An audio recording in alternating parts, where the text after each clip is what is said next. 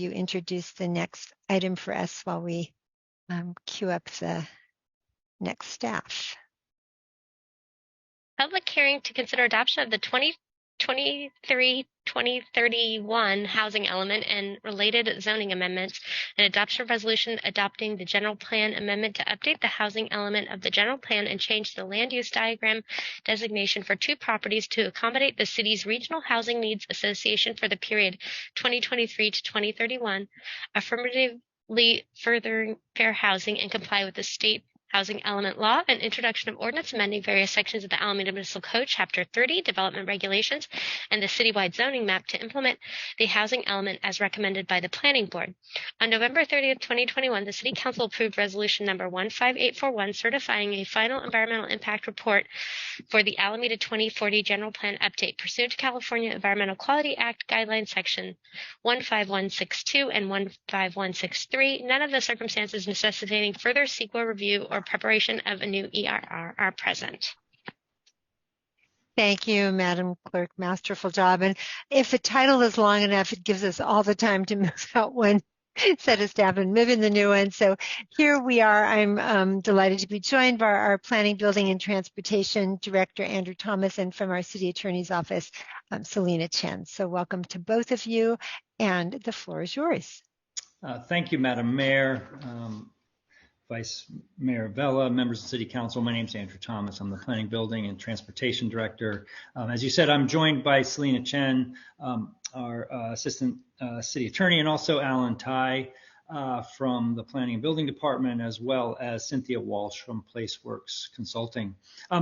We're pleased tonight to be recommending approval of a resolution adopting our housing element update for the general plan and introducing an ordinance amending the Alameda Municipal Code for the purposes of implementing that housing element. Next slide, please. The California state law requires that the city of Alameda and all counties and cities in the state of California maintain an up-to-date general plan with all 7 elements. The housing element is one of those 7 elements. In 2021, the City Council adopted a comprehensive update of the first 6 of the 7 elements of the general plan and adopted the general plan EIR, which was designed to cover all 7 of the mandatory elements, as was stated by your city clerk.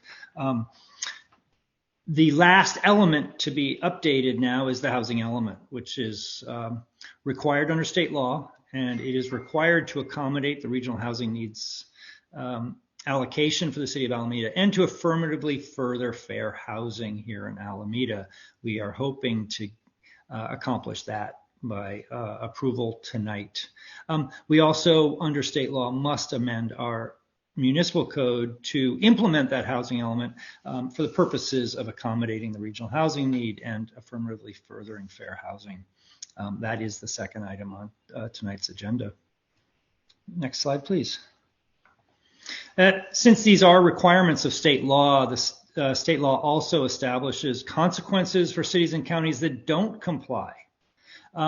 If you don't comply with these requirements and you don't maintain a valid general plan, then we, cities and counties, lose the ability to regulate land use in their cities. That's a power that's handed down to the state, to cities and counties, and can be taken away by the state for cities and counties that don't comply with the requirements of state law.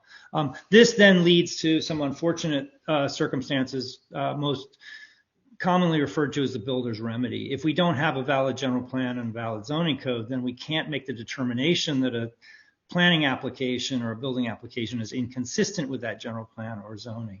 For those reasons alone, this is something that we feel is very important to stay in compliance with state law.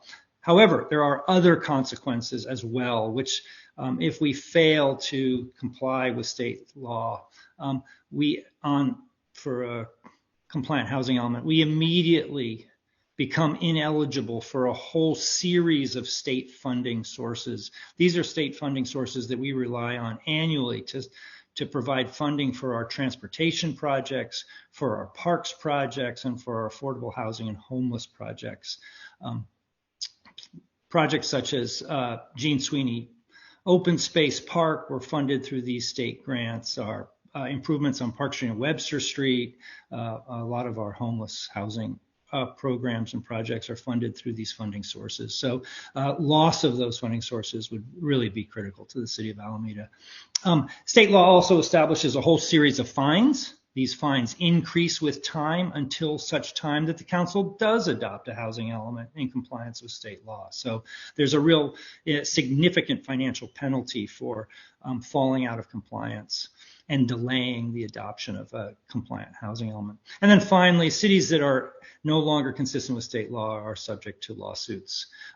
These lawsuits and the effort to defend a city against these lawsuits can go into the millions of dollars just in attorney's fees alone.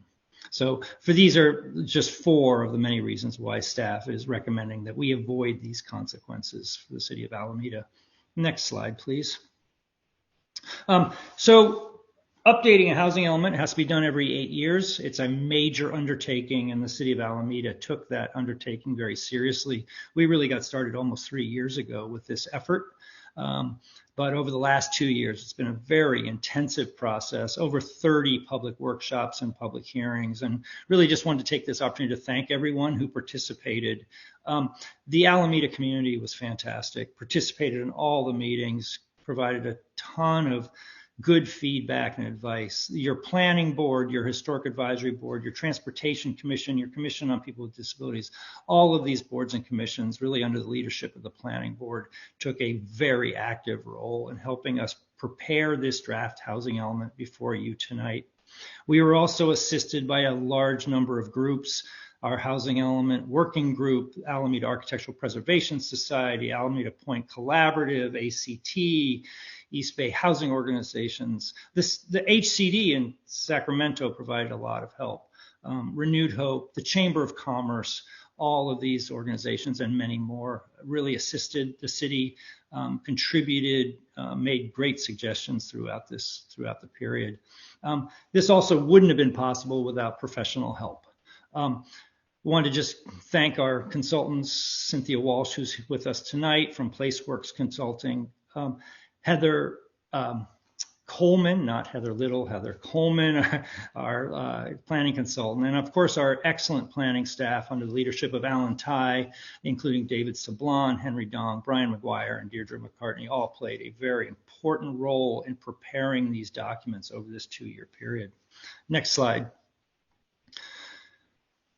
It was a lot of work, but it ended well. We were very pleased to receive a letter on August 25th from the State Department of Housing and Community Development in Sacramento stating that the housing element and the associated zoning amendments that we're recommending to you tonight would, if adopted by the City Council, ensure that the City of Alameda remains in compliance with state housing law.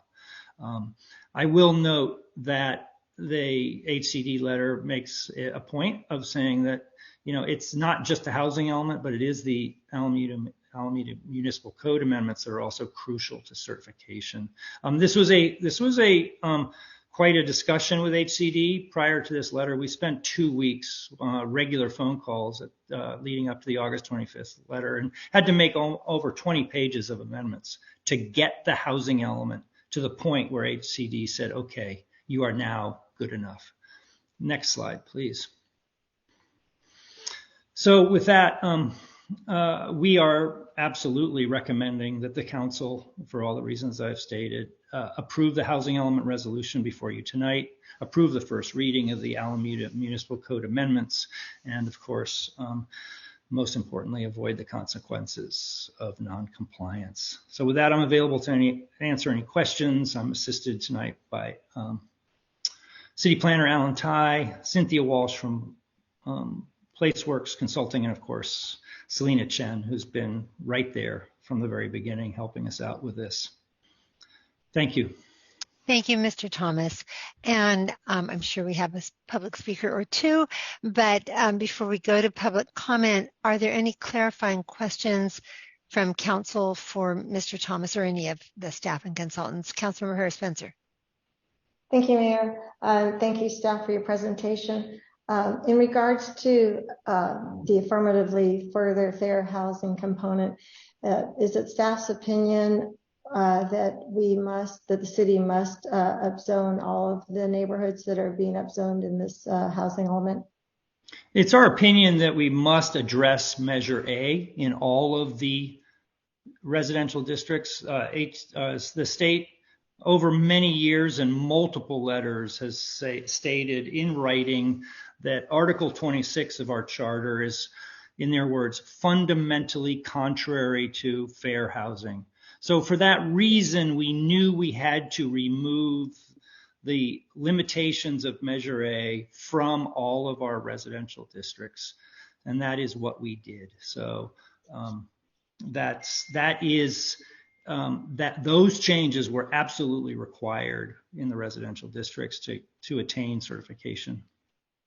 All right, I'd like to ask the city attorney if that is the city attorney's legal opinion that the city must upzone all the residential neighborhoods to get approval for their housing element.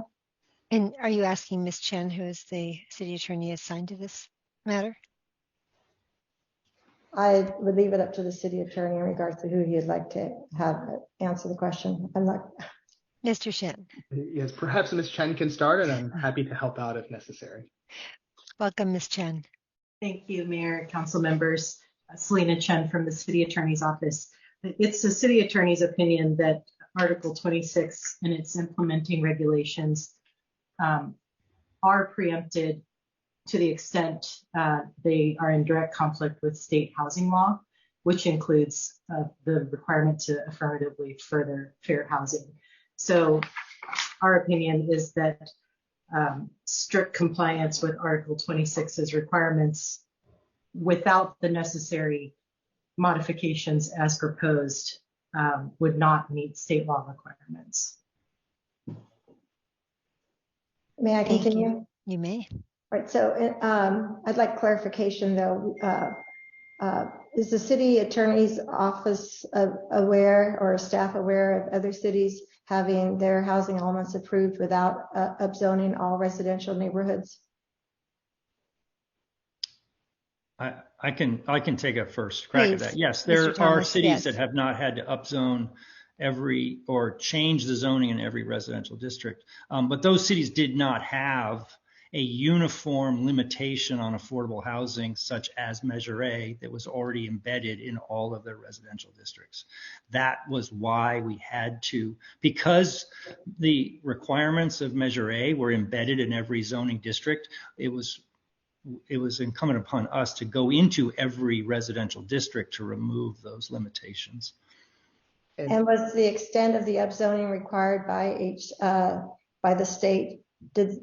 And let me continue real quick. So did the city submit a draft that did not include upzoning all of the residential neighborhoods, and was that rejected by the state? And before you answer that, Mr. Thomas, I saw our city attorney, Eben Shen's hand go up, and I will always defer to the city attorney. So let's hear from him first. I appreciate that, Madam Mayor. And my answer will actually go to Councilmember Spencer's question. I believe, Councilmember, your question is, are we able to provide you with a legal opinion that the extent of the upzoning is precisely necessary under state law? We cannot give you that level of legal precision. As you're aware, the state, namely HCD, makes decisions based on the city's submittals, and we're not able to calibrate with that level of precision to say, if you upzone one house less, is that still sufficient? We're simply not able to operate on that level of engineering precision, but what we can tell you is that certain levels of upzoning is likely necessary, and without doing some level of upzoning, we're not likely to get approved by the state, and we face non-compliance consequences. I hope that's helpful. Thank you. And so did the city submit drafts to the state that did not have this extent of upzoning? No, we did not. But with the draft we did submit, they then pushed us further. That's what those 20 pages of amendments were. So the first draft that we submitted to them did not meet their standard. They then pushed us to make essentially about 20 pages of changes before they were comfortable that our housing element had gone far enough. And the 20 pages pertain to upzoning the established residential neighborhoods? A large number of those pages did address the residential upzoning. Thank you very much. That's all for now. Okay, Councilmember Knox-White. Thank you. Can you confirm just my understanding? We are not upzoning all residential neighborhoods in Alameda, correct? Upzoning, meaning increasing the actual density that's allowed on a lot. That's true. We're only increasing the actual density allowed on a lot on the R3, R4, R5, and R6, and in those properties that fall within 1/4 mile of transit. So that's about 45% of our residential lots. And then my other question, can you just quickly, because I think there's a lot of confusion and lack of understanding, can you explain what affirmatively furthering fair housing requires? And I'll ask my follow-up when you can explain that. Yeah, the way this works under state law is cities, and this is all included in the housing element. There's a whole appendix that addresses the history of land use regulation in Alameda and some of those prior actions and procedures and laws that resulted in unfair housing practices and ultimately resulted in segregation or differences between neighborhoods in cities. Every city has to do this analysis, and we did it as well. You then have to look at that analysis and then affirmatively take actions in your housing element to remedy or correct those actions.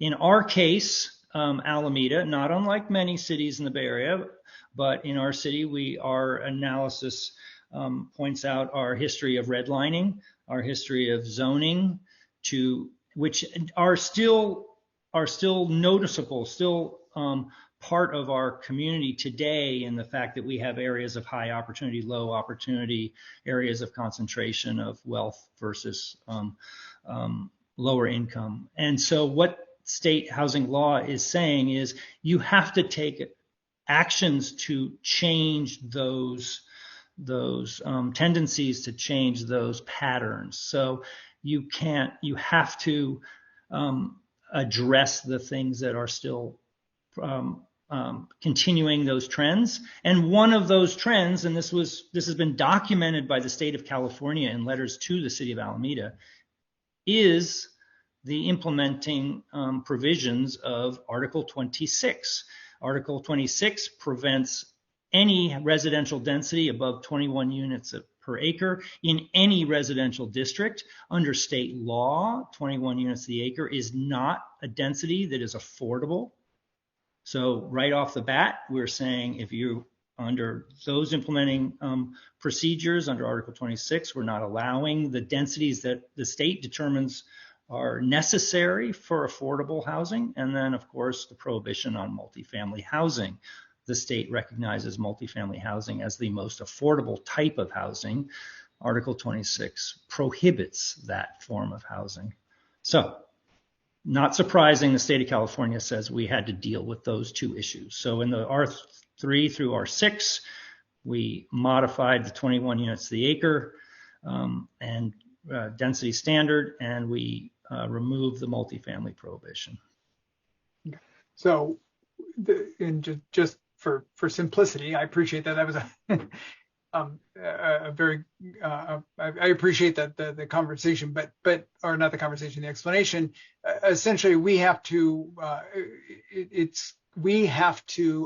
work to undo past harm that shows up in the housing today, and that the place in which that happens is in the R zone. So if we were to propose doing housing somewhere that's not in this R zone where the harm was done, we would not be meeting the actual legal requirement of affirmatively furthering fair housing.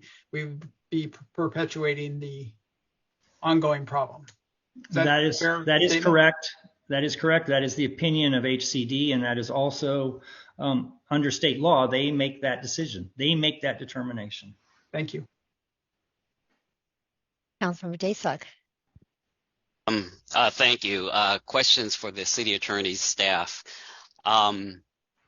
Have the courts determined that there is an inconsistency between Measure A / Article 26 and state law? Have the courts made such a determination? I can respond to that, Councilmember. Please. No, the courts have not addressed this precise issue.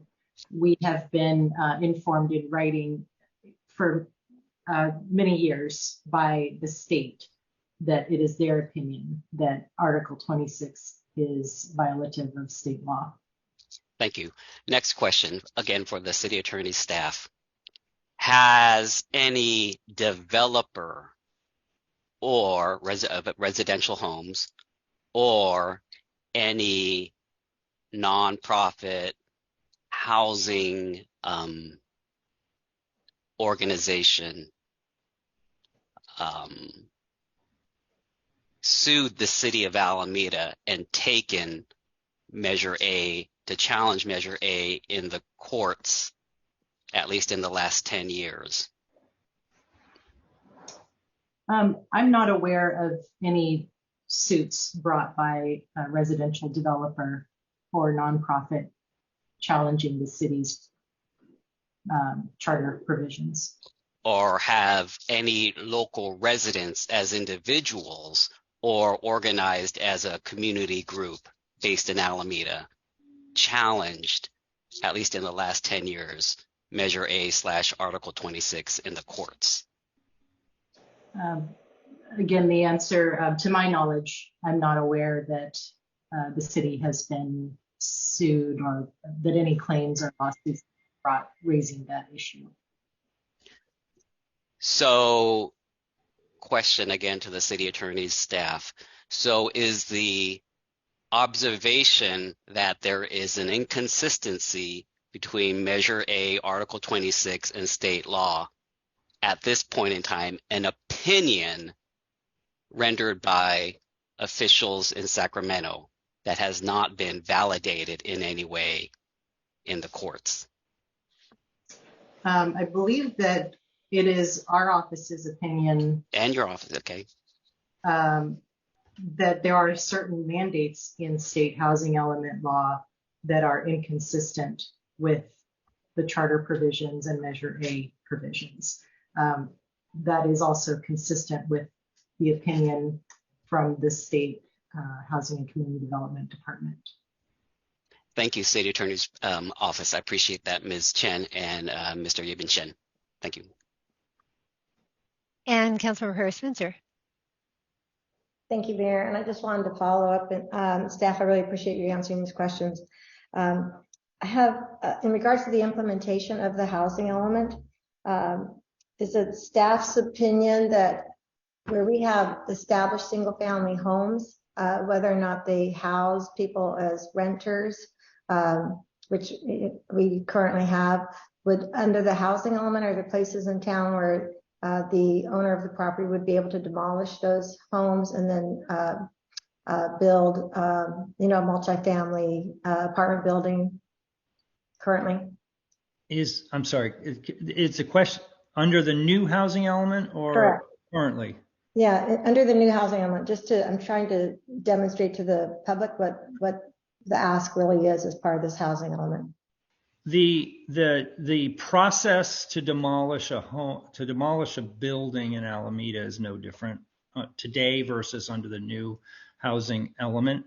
If it is a older building or a study list building, you'll need a certificate of approval just like you need today. But if it's a single family home, is it possible that they would be able to build, instead of a single family home, a multifamily apartment building? Well, it depends on the zoning district. I mean, today, every single family property owner can add a second unit. In fact, can add 2 second units. So that's, and which is, under state definitions, that's multifamily, 3 units. Under local definitions, that's multifamily. So every single family homeowner today can go to 3 units, depending on which zone you're in, and depending on the size of your property. With the new zoning, it's the possibility to go up to 3, 4, 5 units, depending on your zoning district. If you're in R6, for example, you could do more than if you're in R5 or R4. So under the housing element, what would be the maximum number of units in 5,000 square foot lot? I'll say a 10,000 square foot lot, because there are people that have double lots in single family residential neighborhoods currently. On a 10,000 square foot lot in the R2, it would be 4 in Is the this where you? R. Okay. Is this where you call Alan tie-in, or have you got that? Yeah, well, no, I mean, it's essentially, it's going to be between 4 to, in the R6, it's going to be 710, about 7 to 8 units in the R6. Thank you. Mr. Shen. But Madam Mayor, if I may Yes. just share a little more information in response to Councilmember Daysog's question earlier. I think Councilmember Daysog's question. And the question about the city being sued? No, about is it our opinion that Measure A is completely preempted by state law in all circumstances? I just want to be clear that the council in the last housing cycle, not this housing cycle, the last housing cycle, took action to adopt a compliant housing element by overriding Measure A in certain zoning districts by adopting multifamily overlays. We believe, and that received certification from the state, and we believe that is consistent with our legal view, which is that there's likely the council needs to take some action to override Measure A to the extent necessary to comply with state law.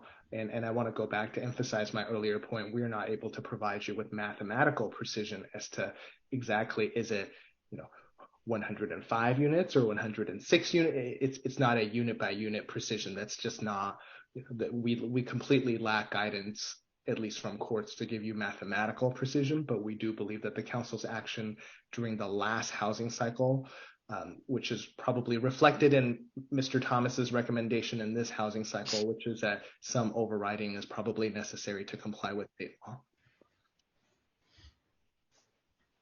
Thank you, Mr. Shen. Okay, any further council clarifying questions? Okay, I'm not seeing any hands, and I do believe we've got some public speakers, at least judging from the amount of correspondence we all received. So, Madam Clerk, what's the number? We have 17 currently. All right, so let's get started. Okay, the first is Joshua Hahn. Welcome, Speaker Hahn. Hi, good evening, council and staff. Thank you very much for the presentation and all the work you've put in. I wanted to voice my support for the housing element that is currently drafted, and I hope that our city does adopt this substantially compliant housing element. I moved to Alameda just less than a couple of years ago, and one of the things that really drew me to Alameda was at the time I learned about Article 26, and though I couldn't vote on it because hadn't moved in yet, I heard about Measure Z, and it seemed to me like it was a formality because the building I was moving into was just completing construction, and it already kind of went against Article 26 because it was a multi-family housing unit with 8 units in my building. So it seemed to me like it was just kind of a formality of finally removing kind of an archaic article from the city charter. And if we're going to allow exceptions like in the neighborhood I live, but not most other neighborhoods, it seems kind of like an arbitrary exception that doesn't affirmatively further fair housing. So I really appreciate how the current draft housing element has increased affordable housing viability in a lot more neighborhoods across the city. Um, so with that, I'll just go ahead and end my comment. Thank you very much. Thank you. Our next speaker.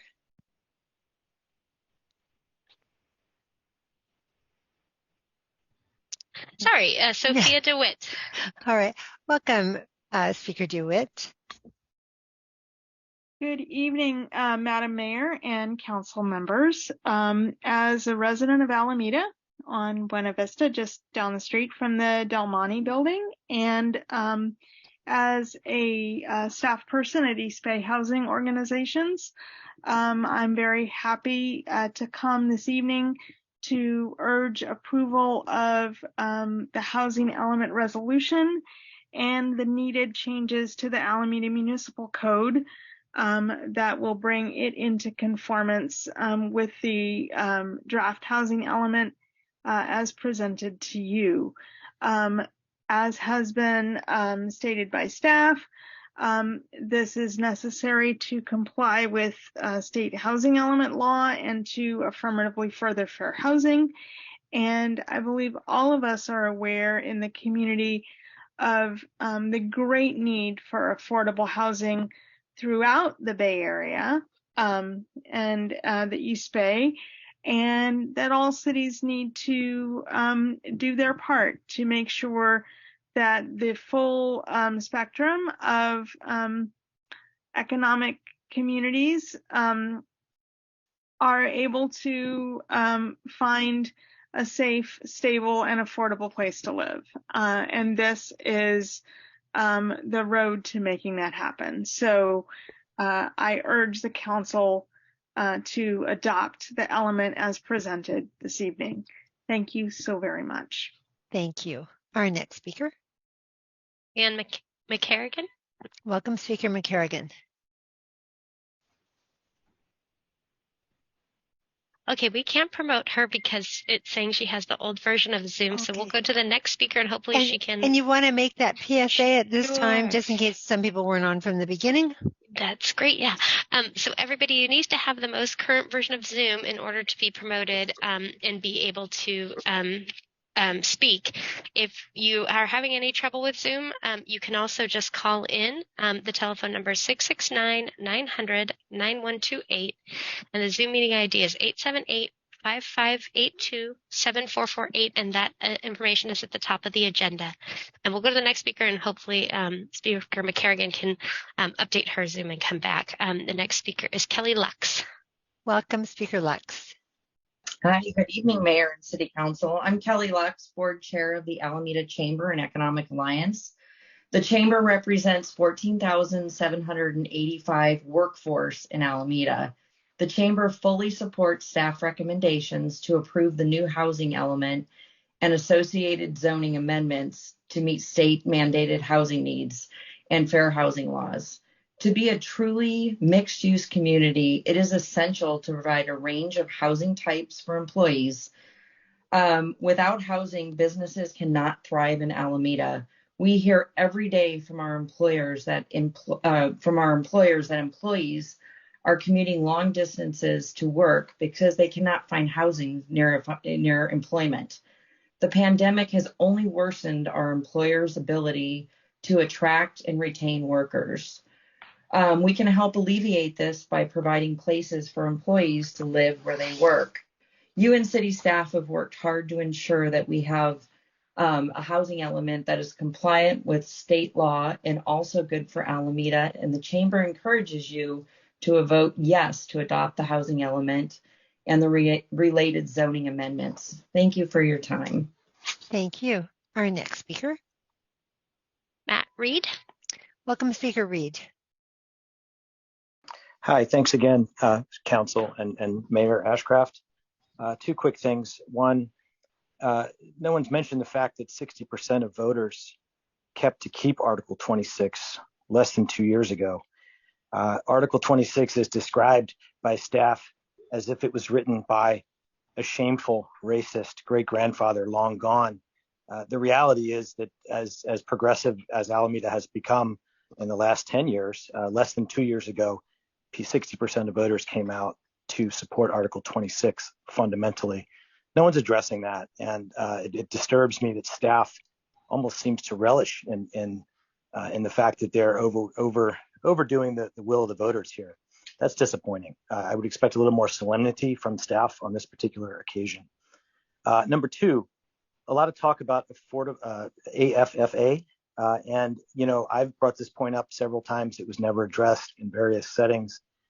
The state came in and did an analysis on opportunity zones, and that's a key lever that AFFA is based on. They declared certain zones to be low opportunity zones. And the idea is you don't put all your housing in the low opportunity zones, you sprinkle it out across the island in a mix of opportunity zones. That's how it works. Well, in the state's analysis, the entirety of the old military base, 1/3 of the island, was declared unilaterally a low opportunity zone. That was a completely erroneous analysis. That is unfit. If it's based on any actual data at all, it was based on a very small number of homes being used by various social services, and therefore should not have applied. The base was our big chance. It was a tabula rasa. It was a way to start over. It was not a low opportunity zone historically. We should have put more housing there. We should get credit for the houses that are put there for AFFA. And so I'm disappointed staff didn't pursue that angle. Thank you. Thank you. Our next speaker. Dolores Kelleher. Welcome, Speaker Kelleher. Evening, everybody. I'm a longtime homeowner and a member of AAPS, and I'm here tonight to oppose the significant and unneeded upzoning of the older established neighborhoods, including the historic commercial districts, and request that council consider the changes to the housing elements submitted by AAPS that would better protect these areas from outsized development, while we would still be meeting the RENA and the fair housing requirements. I won't repeat the whole letter. I will point out a few. The transit overlay. The request is to eliminate or scale back the transit overlay that allows unlimited density and height limit increases to at least 40 feet within a quarter mile of the 51 bus line. Given Alameda's relatively small geographic footprint, that quarter mile maps out to cover a substantial portion of the residential neighborhoods, especially R3 through 6. With unlimited density comes the potential for state density bonus, so a height of 40 feet can become 60 plus feet or 6+ stories. Residential upzoning of, again, with unlimited density in existing buildings and substantially increased upzoning in 3 through 6 is also an area where state density bonus can make for outside buildings in relatively low-rise neighborhoods.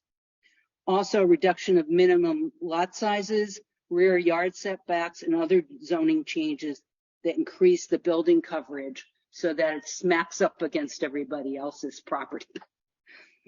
In closing, wholesale upzoning will encourage developers to buy up and demolish historic buildings and construct intrusive, out-of-scale new buildings in their place. Thank you very much. Thank you. Our next speaker. Joyce Boyd. Welcome, Speaker Boyd.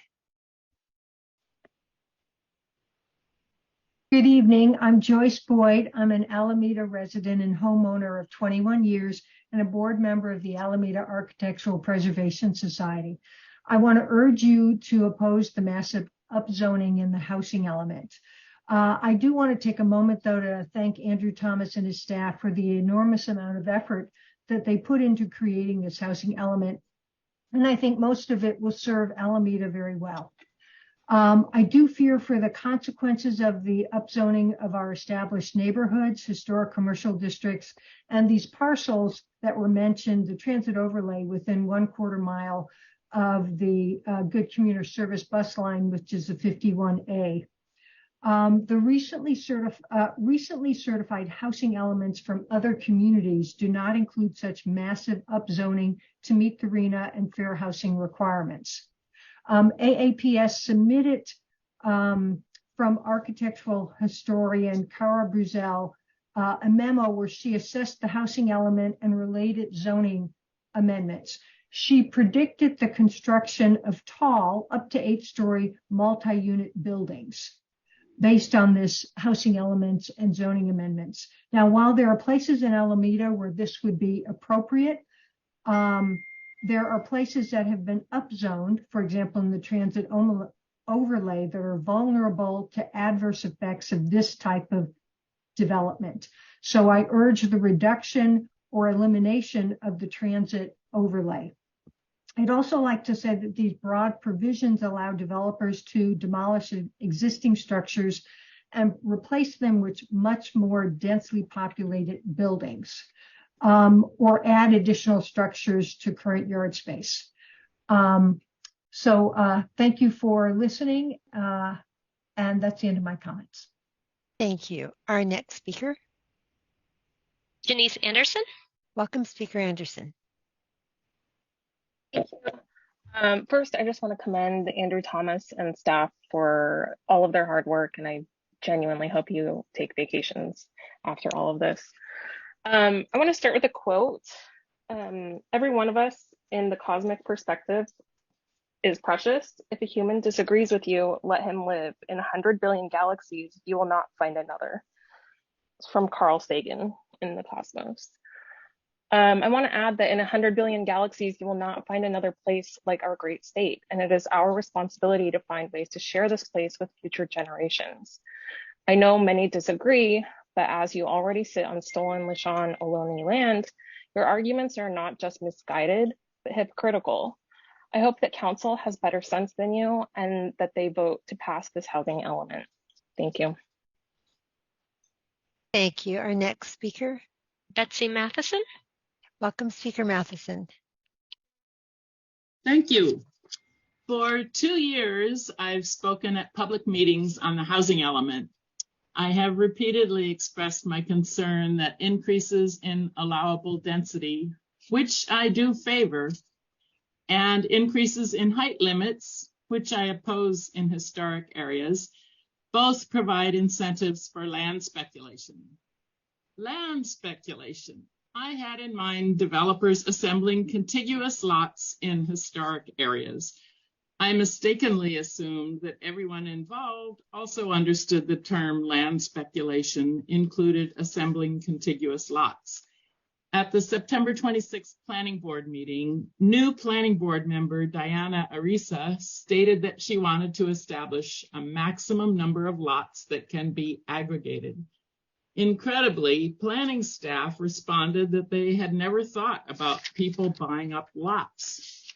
I felt stupid. How could I have made comments for 2 years warning about land speculation and not realized that our planning staff was visualizing speculation involving only individual lots? Planning Board member Arisa's request was followed by a staff suggestion that the transit waiver not be available to developers aggregating lots, or the city could prohibit merging parcels for development. One Planning Board member suggested specifying a maximum developable lot size. I hope you will ensure that the housing element includes a prohibition on redevelopment of multiple contiguous lots in historic areas.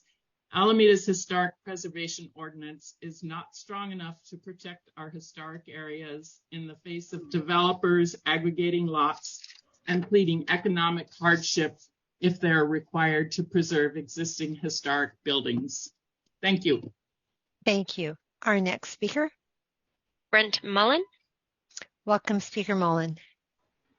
Thank you. I'd first like to say that getting HCD's approval is no small feat. And congratulations, Mr. Thomas, on all the work you've done. The economic boom of the Bay Area has benefited many in Alameda, but the economically challenged and the workforce that provides services to us all should not struggle to the extent that they do with with the cost of living in this expensive area. And because we need more affordable, fair housing. By adopting the housing element will greatly enhance our communities here in Alameda in so many ways.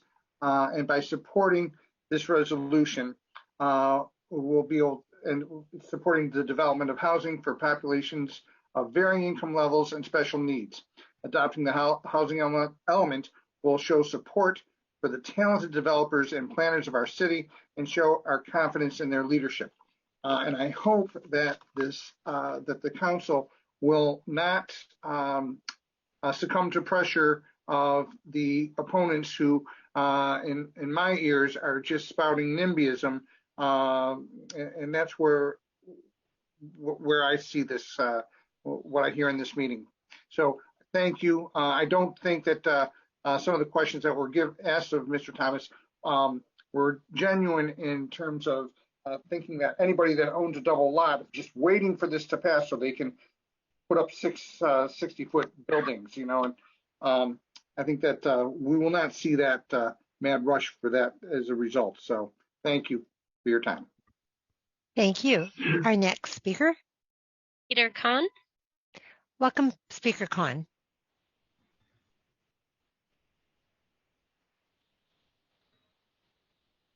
Are you there, Speaker Kahn, Peter Kahn? Okay, can you hear me? Yeah, there you go. Thank you. Good evening, Madam Mayor and City Council members. I'm calling to oppose the current housing element.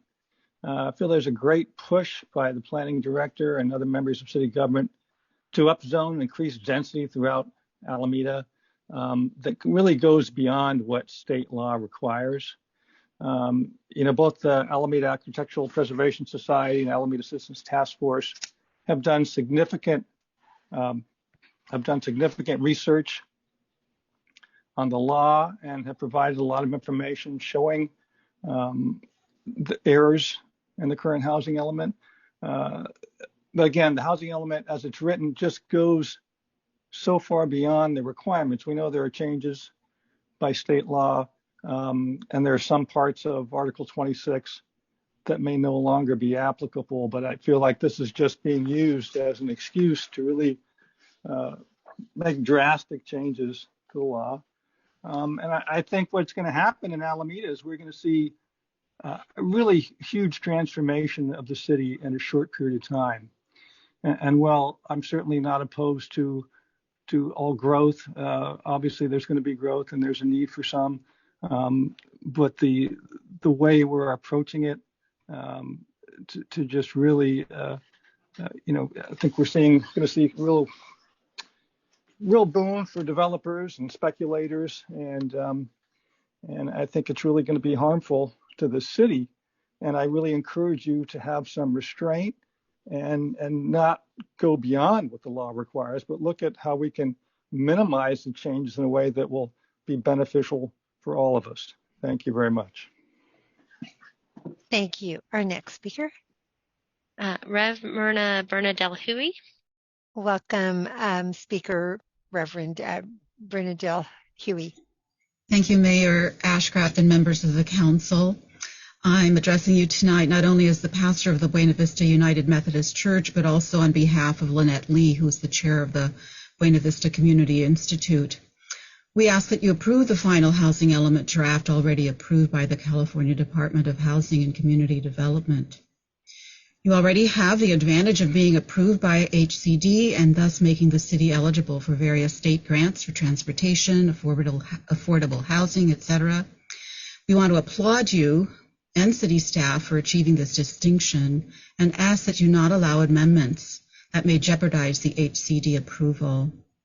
We appreciate that you and the staff have made sincere efforts to show how Alameda's required housing needs allocation, RHNA, can be accommodated at various sites and densities throughout the city, whether the RHNA units are built or not. With the crisis of insufficient housing throughout the state, it's clear that the state will no longer tolerate local residents fighting to keep out more housing within their cities and their neighborhoods, especially affordable housing. The affirmatively furthering fair housing requirements dictates that housing should happen in all neighborhoods, whether wealthy, moderate, or low income. We thank you for your support for the housing element and look forward to working with you in the future. Thank you. Thank you. Our next speaker. Robin Hugh. Welcome, Speaker, maybe Huff, but you can tell us. Mute. Can you hear me now? Yes. Hello. Oh, thank you. Oh, good evening. Yes, my name is Robin Huff, and I would like you to adopt these recommendations of the Alameda Citizens Task Force. There's so much work that went into it, and it would improve this element to go towards a minimum acceptance of the state requirements, I think is the way to go. No one knows what the future is going to be. Why overstate it with these excess, a surplus of 20% over what's required? These unidentified infill is not necessary, as I understood it. And removing this residential infill only reduces the surplus from 20% to 17%, but it has a tremendous impact on the people that live here. I have a 19th century neighborhood. We have a 22-foot neighbor lot with a neighboring apartment. Well, it's a garage. It's been approved for a 23 square foot house. What would happen, because we're in the transit overlay, is this would be not just a big house on a small lot, but it would be what is called allowable density unlimited. What does that mean, to have an unlimited density on a 3,000 square foot lot in the middle of a block, surrounded by old Victorians, 19th century houses, mostly rented? It's R2. There's high density as it is. We're not in a fancy area that needs to be somehow expanded to or opened up. This is a 22-foot wide lot, and it would become unlimited. I don't know what that means. I wish that it could be a simpler method if you could just eliminate this upzoning. It's not that hard. Thank you. Your time is up, and we'll go to our next speaker. Todd Hickman. Welcome, Speaker Hickman. Yes, I appreciate the speakers tonight that see through this for what it really is. This is more legacy staff attempting to change history, attempting to change the voter will, and pandering to big developers. It's quite disgusting. And yes, I can say disgusting because I'm a member of the public and I get to say whatever I want. I'm not bound by your rules. I'm not bound by what Knox White states is rude or whatever else he thinks it is. Tough, basically tough. You are elected members of the public. You are city employees, public servants. You are there for the target, for the taking. We can say whatever we want. So for perpetuate these myths and these inconsistencies in the facts is just wrong. So I appreciate all the members of the public that see through this for what it is. This is an aggressive land grab by developers. It's attempting to destroy our city and place everyone in a very uncomfortable situation with its max packed density. It is finally wrong. It's an insult to the homeowners, and this is something that you should adamantly oppose if you have any conscience at all. So once again, I continue to see this 3-2 develop, this 3-2 vote pattern, and I commend Councilmember Herrera and Tony Daystog for standing up, having a backbone, and having the courage to go with what's right. So this is nonsense. You should table this until we have a new council here in another month, and then we can get to the bottom. Once we lose, at least one council member. Thank you. Thank you. Our next speaker. Paul Foreman. Welcome, Speaker Foreman.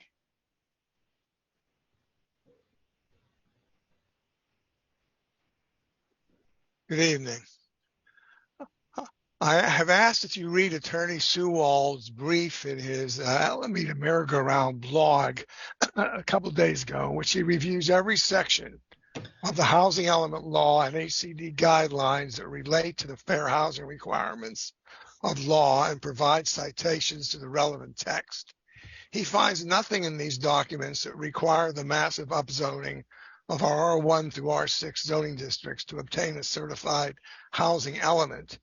ACT and AAPS have been expressing the same conclusion in multiple letters to you and the planning board and requested that you get written clarification from HCD as to whether such upzoning is required, and if so, the legal authority for that conclusion.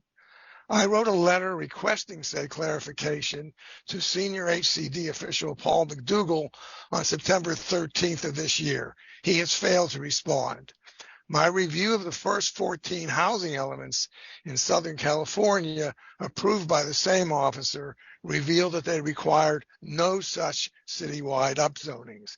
I submit that it is now irrefutably clear that the housing element law does not require the citywide residential upzoning of Alameda or any city. Thus, any of you who vote to adopt the current draft housing element without first getting this clarification from HCD should accompany your vote with a clear statement that is based on your personal views rather than any HCD mandate. I also want to point out that of the 30 objections that HCD had to the original draft, only one of them even barely touched on this subject. I also want to point out that there are 4,000 tenants living in these areas, and if they're displaced, they've got nowhere to go and no guarantees of Thank you. Your time is housing. up, and we'll go to our next speaker. Elizabeth Kawada. Welcome, Speaker Kawada. Hey, I'll keep this brief. I just want to thank city staff for all of their work, countless hours, I'm sure, putting together the housing element over the past many years. I'm an Alameda resident and an affordable housing advocate, and I strongly urge this council to pass the housing element as put forward for you today. Housing is such an important need in this city and in the state, and if we all believe that housing is a human right, we really need to go forward and pass the housing element. The state and actually the federal government are really taking affirmatively furthering fair housing extremely seriously. So I see no point in further, trying to question the legitimacy of any actions that go against affirmatively furthering fair housing and wasting taxpayer dollars. Let's do the right thing and please pass this. Thank you. Thank you. Our next speaker. Devin Westerholm. Welcome, Speaker West. Is it Westerholm? Yes, Westerholm. Westerholm. Hi, thank you. Hi. I keep listening to folks coming in and saying, gosh, we want affordable housing, and that there's people that don't want affordable housing. There is no requirement from the state that makes any of these additional units affordable. It is expensive to build. There is nothing affordable coming our way. It is going to be market rate. If you can't afford to live here now, you're not going to be able to afford to live here then. Nothing is going to change that. So I have no idea how that's become such a major talking point. The other thing that really concerns me is the fact that we are over-delivering on the requirements that we've been given. So AAPS has written a very thoughtful letter. And these are written by very smart people that know a lot about policy and how cities work and how city planning works. And if you take these recommendations, you will still be compliant. And so I'm not sure why we wouldn't just take these recommendations, because we got to remember this is not one and done. The decision that we make here today isn't saying this is going to be it for the next 30 years. No, they're going to come back and ask for more. The state's going to come back in 2 years and say, guess what? We need you guys to come up with another 5,000. And you know what? We have nothing left to give them. We should be making measured growth that is smart and well thought out. Let's meet the requirements. And we believe, I've done the numbers myself, looking at Andrew's presentations. We are able to meet the requirements with with what we already have planned, and if we follow AAPS's recommendations. Let's do the minimum. Let's get it approved. Let's build this, because they're going to come back. Thank you. Thank you. Our next speaker. Karen Miller. Welcome, Speaker Miller. Hi there. First of all, for the most part, I support the proposed housing element with the exception of Program 4, which is the residential zoning changes, and would like to address what I see as the fair housing component. The diagram displayed in the housing element shows where the housing units will be located, and they are scattered in all areas throughout the city. They are not being put in any one area.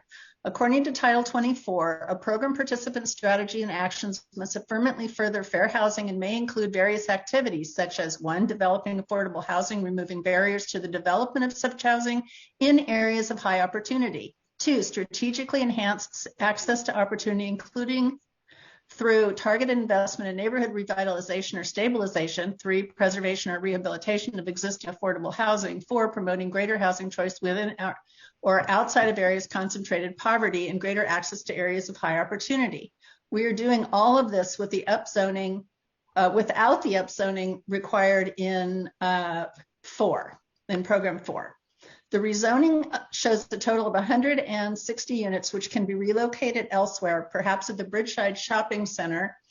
I've lost my cursor here, sorry, which is a high opportunity. Also, according to the ABAG Appendix 6, Alameda is not considered exclusionary. I realize that in the past there have been covenants that excluded classes of people from owning in certain neighborhoods, but this plan builds units all over the island and does not restrict them to any one of the areas.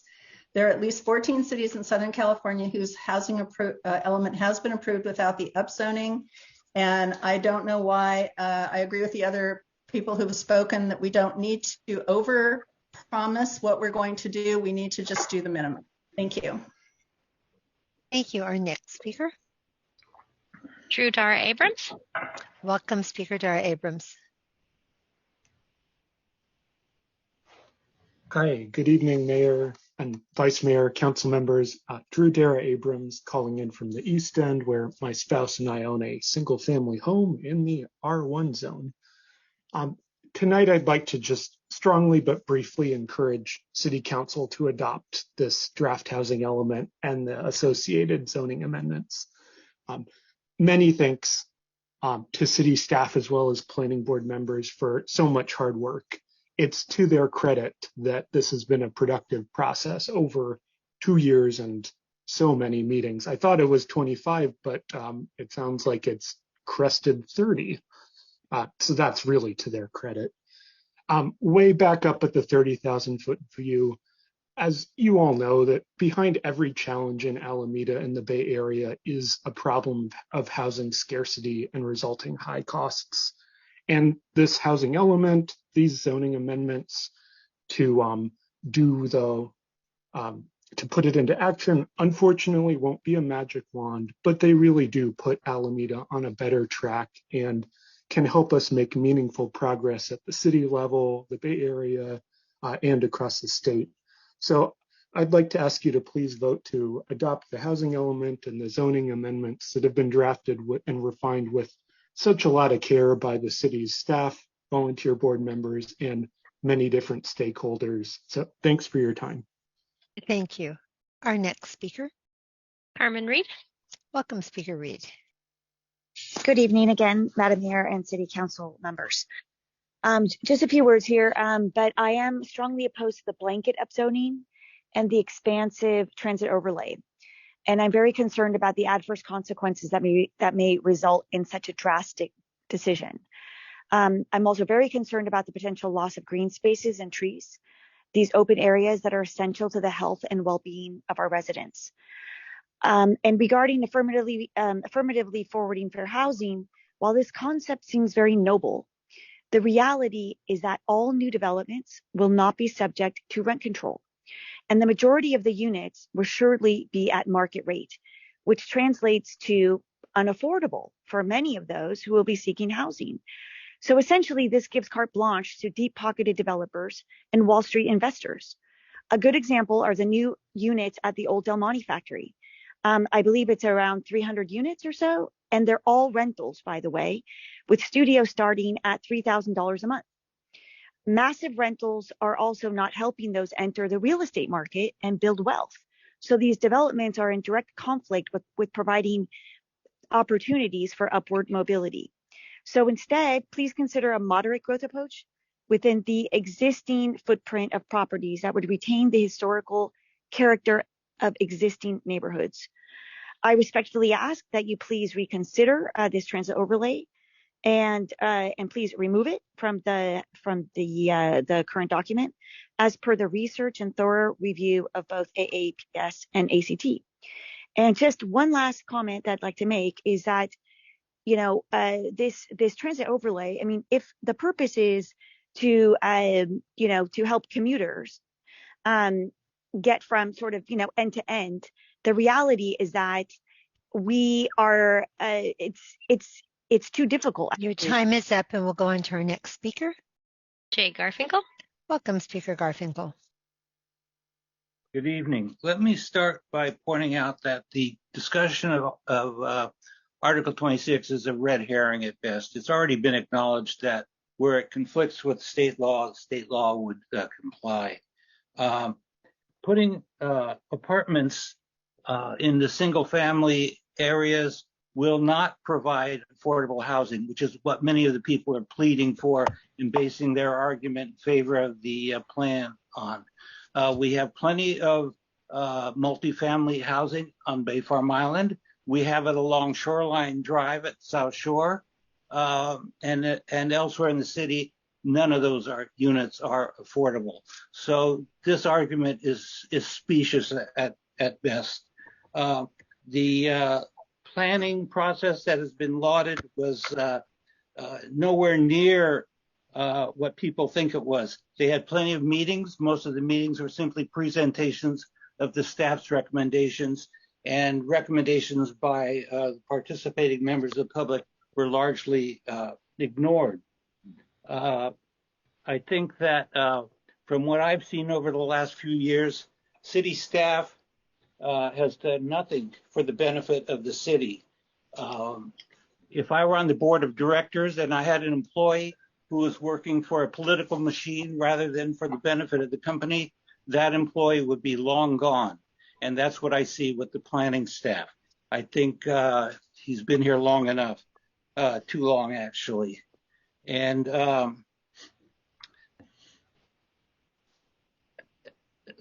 well, I think I don't know what more is to say. He's smiling, he's smug as he sits there. A good friend of John Knox White. They probably get together and practice their faces. And your time is up. Thank you. Our next speaker. Ricardo Pinado. Welcome, Speaker Pinado. Hello, Madam Mayor and Council. Thank you so much for allowing me some time to speak today. And I want to thank Mr. Andrew Thomas as well. Together this measure. I want to say I highly support the measure. I can give you a clear example. There's a couple of different things. Earlier, they're speaking of the heating shelters. Well, that shows we need assistance to actually have people somewhere to live. Earlier, we were talking about a measure in regards to giving revenue to people to help them live. Well, those measures pretty much passed throughout the entire council. So this is basically an avenue to allow housing for individuals who don't have it. Earlier, one argument was made saying that the new housing is going to be big developers and they're going to come in and have really high rents. Well, I'll give you an example of myself. I purchased a 5-unit building, but under the impression that it was a 6-unit building. One of the units actually had fire. And so purchased a building, went to the city looking to convert the 6-unit. And then I realized it's not allowed. I had no idea that wasn't going to be allowed because it has 6 meters. Now there was due diligence and you have to go back to the power and try to find old records. It's not available. So to give you an example, I'm right across from the Del Monte building where they're building all those the 300 plus units. And to me, it's a shame that I have a unit that I can basically, I'm going through the city. This this element proposes safety for people that are going to be housed in these situations. I'm working with the city of Alameda Housing. So I've actually helped underprivileged individuals move into 2 units already who wouldn't be able to live in Alameda unless it was for me offering that assistance and having that unit. And I'm highly supporting the measure because I think it would allow me to have a 3rd unit, EVD available within a month, to actually allow housing, which is what everybody here, all the council members, have supported. So thank you so much for your time. I appreciate it. And once again, I support this measure. Thank you. Thank you. Our next speaker. Zach Bowling. Welcome, Speaker Bowling.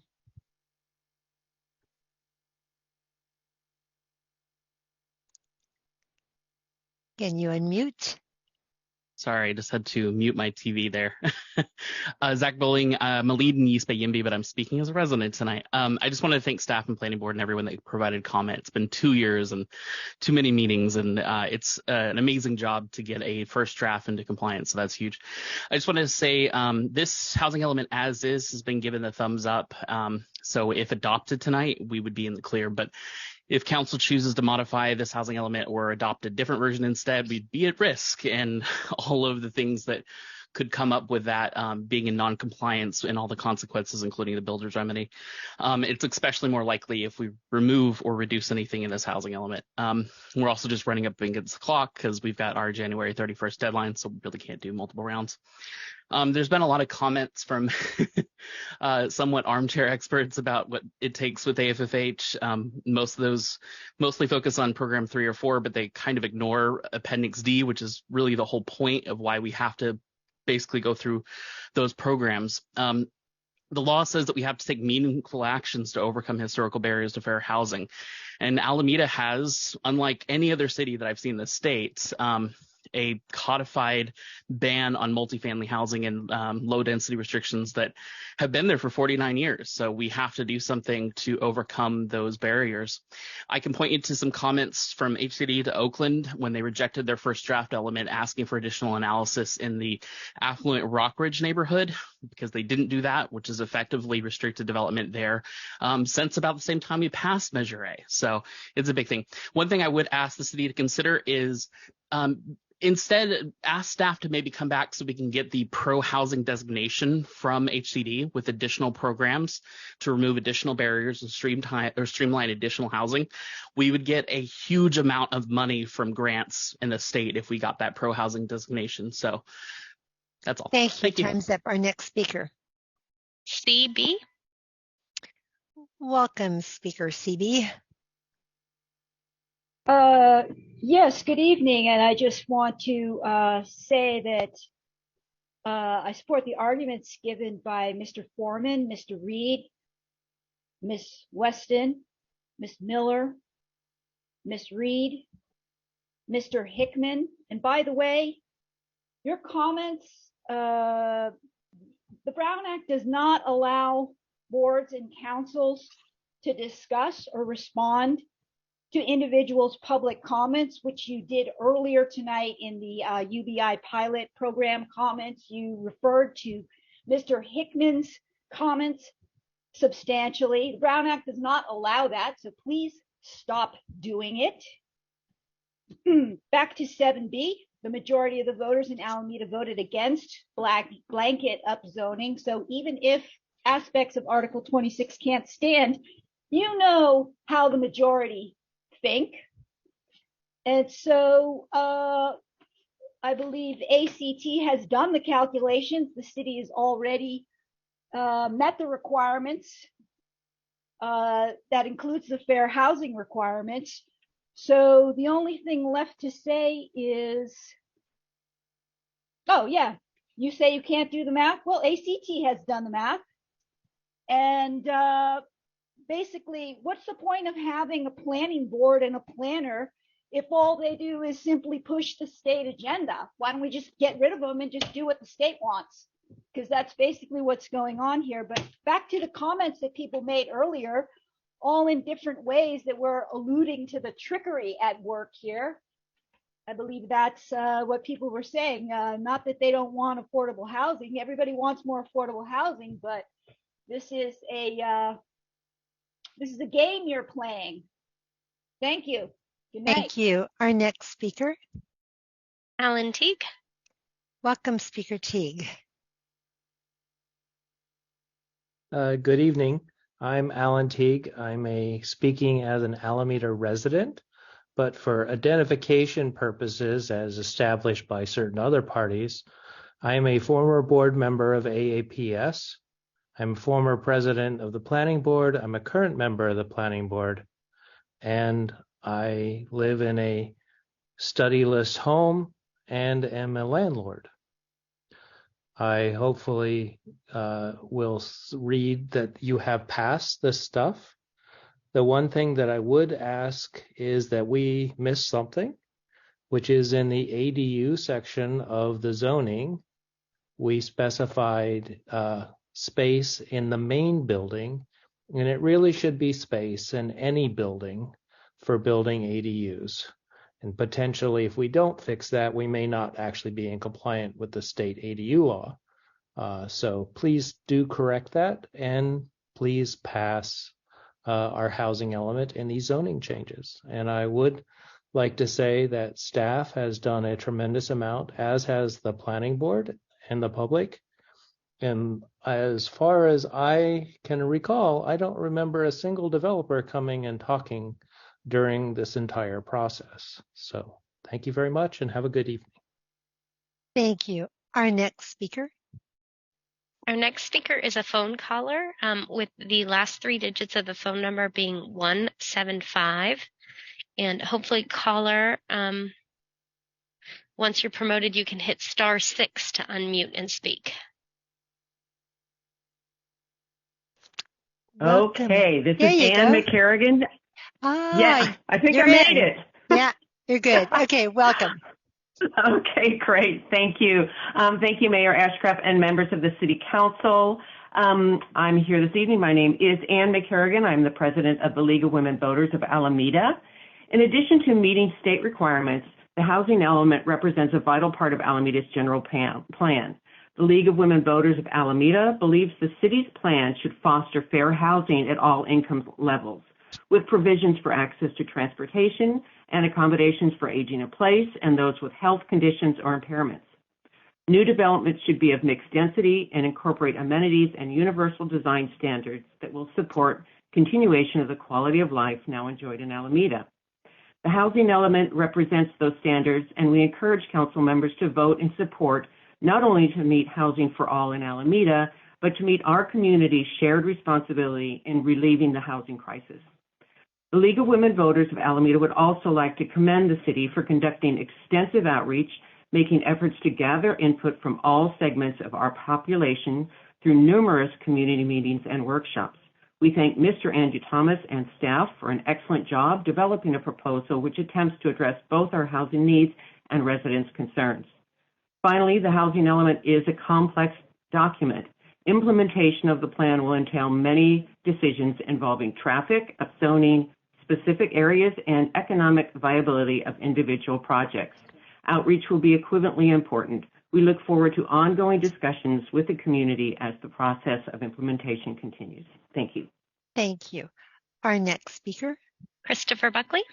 Welcome, Speaker Buckley. Christopher Buckley with the Alameda Architectural Preservation Society. Couple of things. First, I'd like to call your attention to the ACT letter's strategy regarding the builder's remedy, as if the council is interested in making some modifications to the housing element. The letter indicates that HCD would have 60 days to respond. So if the council takes action tonight or be toward the end of the month, there'd still be, it looks like there'd be time to meet the January 31st deadline, but would like to hear the city attorney's take on that. That's my first comment. And also, I've asked for screen share, so thank you for showing the screen share. I'd like to discuss the possible density bonus projects that could result from the proposed upzonings.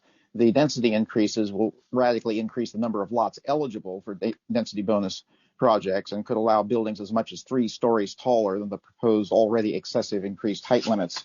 So what we're looking at here is a project in Oakland where it is a 45-foot height limit, but they're able to add 3 additional stories to get up to almost 80 feet because this is a 100% affordable project and within a half mile of a high quality bus stop.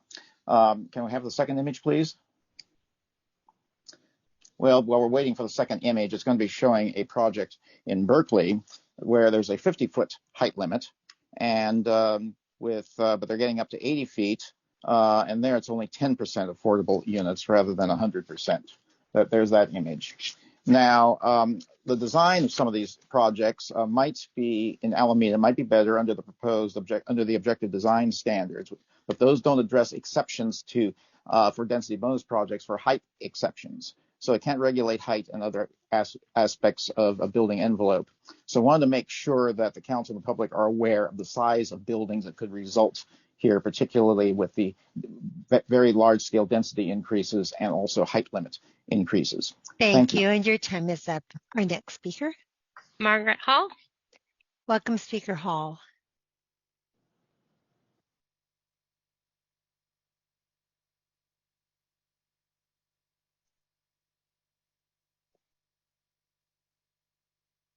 Speaker Hall, are you there? I am. Sorry about that. There you go. Hi. Good evening. I'm just zooming in to urge you to please vote against the blanket upzoning of our city. It's clearly unnecessary at this point. We've met our RENA obligation, and without doing this, and we can rely on zoning overlays again to continue to comply with the fair housing law. This, as a lot of speakers have mentioned, like this is going to provide affordable housing or even homeless housing, or this in fact does not do anything for affordable housing. It actually promotes market rate housing that will be exempt from rent control, and I fear that rent control places will be torn down to do more market rate housing. I just feel this is kind of a short-sighted vision for Alameda. I'm worried about the transit overlay. I hate to be really negative, but calling AC Transit a high-quality transit corridor, I'm not feeling it.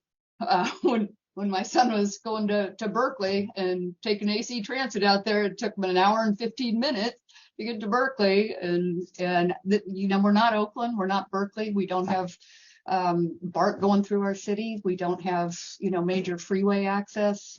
I just think this needs to be a little more done in measured steps, and maybe just consider delaying this drastic proposal right now. Thank you. Thank you. Our next speaker. Therese Hall. Welcome, Speaker Hall. Hi, good evening, Council. I just wanted to urge you to consider reconsidering the blanket upzoning across Alameda, as it's going to have an impact on many of our historic districts. According to our city attorney, a certain amount of upzoning may indeed be required to meet our commitment for RENA housing, but in the past, multifamily overlays have been employed to meet these requirements while not overriding Article 26, which was approved again in a citywide election just a few years ago. We're in a period of tremendous flux. Our population's been diminishing in Alameda, just check the census numbers, as well as elsewhere in the Bay Area. And the current massive layoffs in the tech industry, Google, Facebook, Salesforce, Twitter, Amazon, etc., it will certainly affect housing requirements over the next few years. I think it's premature to embed these changes into our city zoning laws instead of applying the multifamily overlays to meet this state requirement. Additionally, this rapid housing rollout is coming at a time when building codes and indeed traffic and transportation requirements are still unknown due to the changes brought about by COVID. For example, people have moved from public transportation to cars, single people cars, to go to and from work, which I'm sure is affecting AC Transit bus routes and schedules. As far as design, air handling system requirements and codes for large complexes still have yet to be developed to ensure the safety of its occupant during the next pandemic, which is not a matter of if, but when. Indeed, our own mayor is afraid of attending a small gathering for an hour because of exposure. And yet what? We're expecting our children to inhabit and play in large housing complexes that we can ensure their safety. And remember, as we create higher and higher densities, we give up critical open space, which is essential for our climate action plan, which I keep hearing about. I beg you to go back and reconsider balancing open space with density and use multifamily. And your time is up. We'll go to our next speaker. Madam Mayor, Christopher Buckley's hand is back up, so perhaps it's somebody else at the same user area to try and speak. But of course, Mr. Buckley can't speak again, but we'll go ahead and promote him and make sure, see if it's somebody else. Oh, he lowered his hand. All okay. right. So that was our last speaker. Okay. And I see Alan Teague on the screen, but he's also spoken already, right? Correct. Sorry, that was an error. That's right. And it's our last speaker? We have one more speaker who just raised their hand, Alexander Park. All right. Welcome, Speaker Park. All right, did I successfully unmute? You did indeed. Hi. All right, thank you for taking my comment. I just want to acknowledge here the fundamental tension between what on the one hand is colloquially referred to as neighborhood character, and on the other hand, what amounts to the common good, in this case, the need for housing that is cheaper in aggregate. a goal to be achieved through the maximizing of supply. In a reductio ad absurdum, we can imagine one future in which the city is frozen in time and no development is allowed, something that Article 26, according to critics, approximated, but which produced the current character of the city.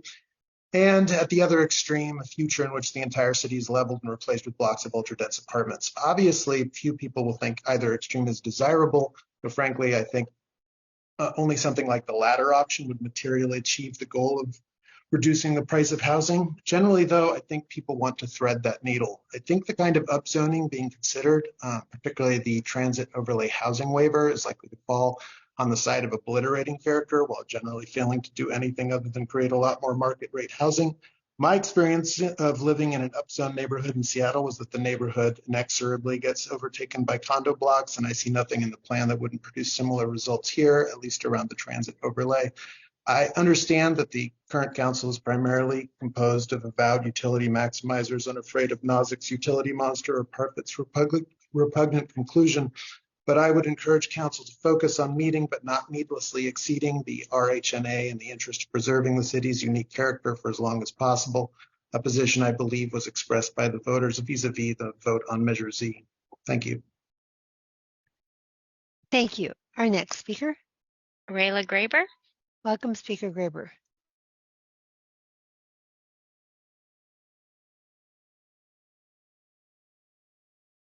Good evening, Mayor and Council members. I really urge you to reduce or remove the transit overlay. I'm opposed to it. I don't think we need it now. We can address it later in another 8 years if we do need it. There's other parts of it I think could be reduced also, but that's my main concern right now. Thank you. Thank you. Our next speaker. Kevin Frederick. Welcome, Speaker Frederick.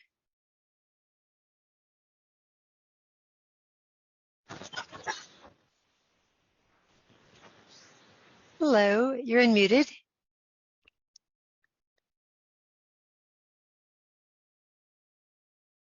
Speaker Kevin Frederick, can you speak? Hello. Yes. Thank you. As a citizen of the city of Alameda, I'm opposed to the housing element proposal plan and encourage the city council to really dig into this and eliminate all the insanity that is being proposed and support recommendations from AAPS. And that's all I want to say. Thank you. Thank you. Our next speaker. That was our last speaker. Okay, with that, we will close public comment on item 7B. And council, we have way exceeded our my 2-hour Zoom limit before we take a break. So we are going to take a 15-minute break. It's 10:15. We'll be back at 10:30 to do our council discussion and deliberations. See you then. Okay, bye.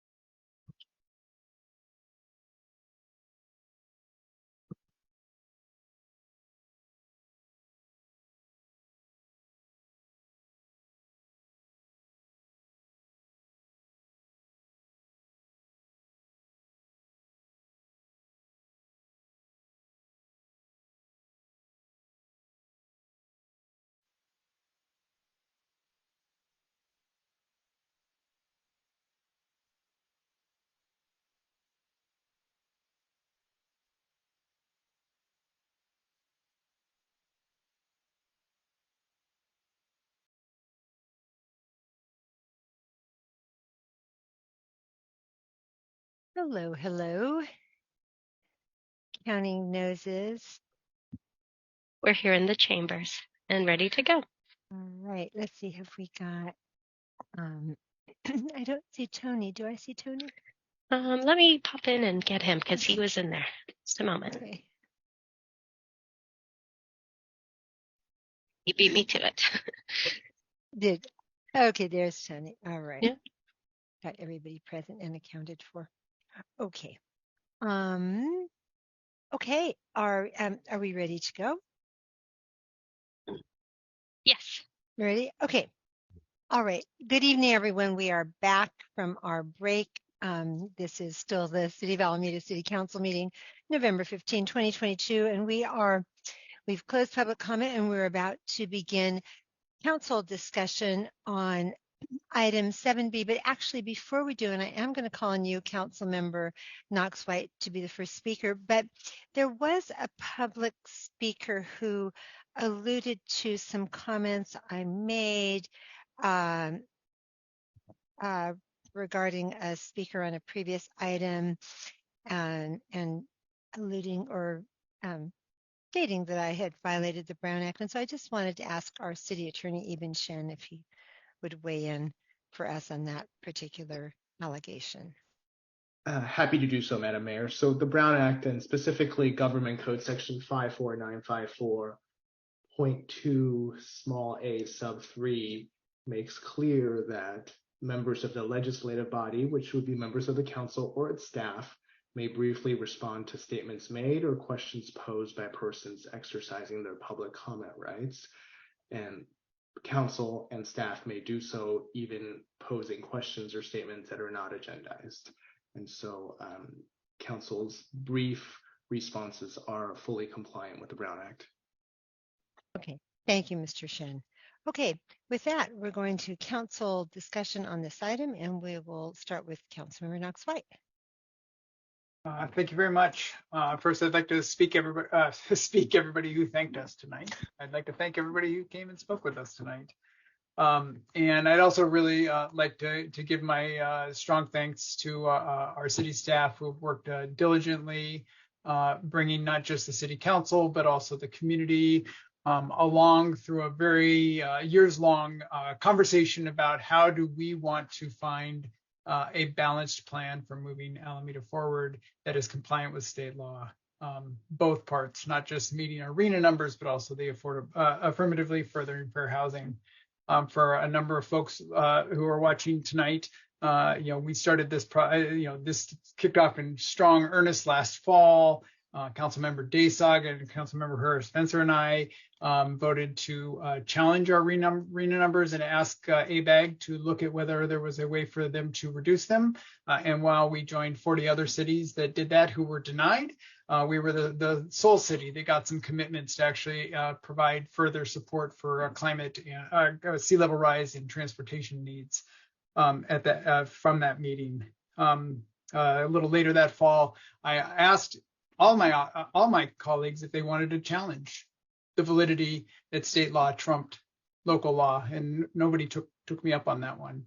At that meeting, 4 members said they wanted to make sure that we were compliant. And while I agree we need to be compliant, I believe the ship has sailed. The idea that we're going to challenge whether state law actually gets to trump local laws at all. Affirmatively furthering fair housing, as was very well explained by our planning director, who is a professional here and doesn't just call in once every 3 or 4 years to provide their personal opinions, means that we have to address where harm has happened. And while we heard a few members call in and speak and say that they had run the numbers and they found where they could put the housing that didn't put it in the residential zones, not one of those proposals that was run out there actually addressed the problems where they are. They furthered those problems. And while I would not say that any one of those people were racist, classist, segregationist, etc., the fact is they continue those ongoing problems, and that is the thing that we are bound by law to fix.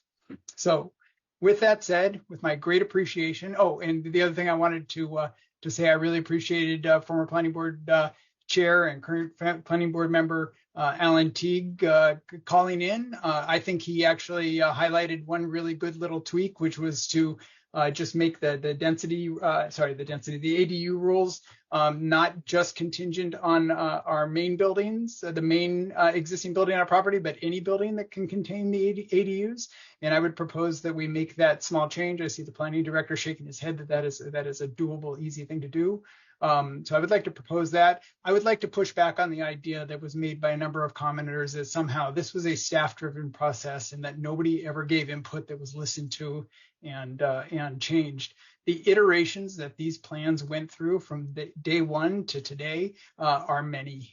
And our planning board, our transportation commission, many of our boards and commissions, many of our community groups, including some of the chief critics of this plan, had input and saw changes happen. And I think it's really unfortunate when the volunteers of our boards and commissions and our paid staff are run to ground as if they didn't listen to anybody just because everybody didn't get exactly what they want. This plan is balanced. It is a compromise. And with that, I am very happy to move approval with the Alan Teague amendment of removing the word main from, it's on page 116 of 132 in the zoning information on multifamily lots, to move that forward. Second. Thank you, Councilmember. And Vice Mayor Villa, you second the motion with the staff direction. I actually had, and thank you, and I agree with both of you. I actually wanted to ask Planning, Transportation, Building Director Andrew Thomas, if you would just take a moment to address what a couple of our speakers raised about that concern about identifying even more units than the designated RENA numbers, and why is that necessary, and what does that mean? State guidelines require that we provide a what they call buffer. So our RENA obligation is 5,353 units over 8 years. That means the pace of construction of housing has to triple in Alameda over the next 8 years just to meet the minimum standard. We were relying on a large number of projects that we believe will move forward. What state government, State Department of Housing and Community Development requires is when you do a housing element, they ask for 15 to 30% buffer. And what that buffer does is because sometimes projects don't come forward. And what they don't want cities to do is immediately fall into default, fall behind. So that gives cities a little bit of wiggle room in case certain projects don't move forward as anticipated over the 8-year period. And you don't want to fall into default because that's then causes the need to start doing additional upzoning and stuff like that. So it doesn't mean that we're planning on building more than 5,300. We are hoping we get to 5,300. It's a huge hill to climb. Our buffer is on the lower income categories in the 5-6%. So HCD let us get by with a very small buffer. The total number buffer is 20% in this housing element. So we're at the low end of the buffer range. Thank you for that. Okay, and Vice Mayor, you have your hand up. Did you want to go on and make your comments? Please. Yes, thank you. I appreciate all of the comments that we've gotten, the comments that we've received, the emails that we've received from many folks here in Alameda. I think it's important to frame this not just as caring about wanting more affordable housing. We also want to make housing affordable, meaning we want to make it more affordable to build and thus reduce the overall costs. And I think that that's something that's incredibly critical right now, especially as costs are going up. And so trying to make sure that we're not creating trying to find patchwork fixes over time to bypass larger issues that loom is something that we need to do. We also want to make sure that we are compliant with the fair housing requirements. And that is something I think we highlighted earlier tonight, and we're going to be celebrating later this week the historic, people keep talking about the historic neighborhoods, but we're going to be honoring the historic Japantown community on Park Street. And as somebody who has family members who were interned and who had family members who were interned that were from Alameda and part of that community. When we talk about our history and not just that history, but also the fact that we're on native Ohlone land, there is a rich history here, but that rich history embodies and encompasses so many different communities, and not all of those communities are preserved, celebrated, highlighted the same way. And so we do have a history of redlining. We have a history of having covenants that have run that continue to be on paper, even though they're not enforceable. So there's still lots of work to be done, and I think this is a step in the right direction.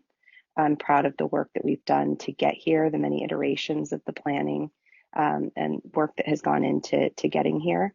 But I also want to note, and I thank Councilmember Knox-White for kind of going over the steps that we've taken, as well as the opportunities for this council to potentially have the courts weigh in.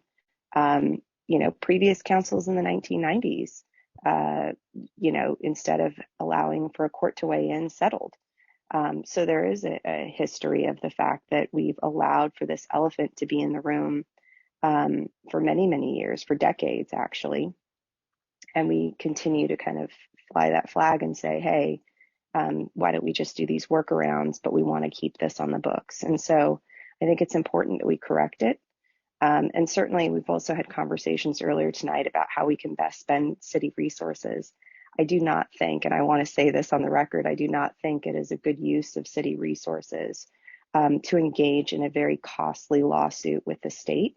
I do not think it is a good use of city staff time or staff resources to hire outside counsel to engage in that sort of process, or to jeopardize state funds that we could potentially be getting and should get for the work that we're doing. So with great appreciation to staff and all the members of the public who weighed in to get us where we are today, I look forward to supporting this tonight. Thank you, Vice Mayor.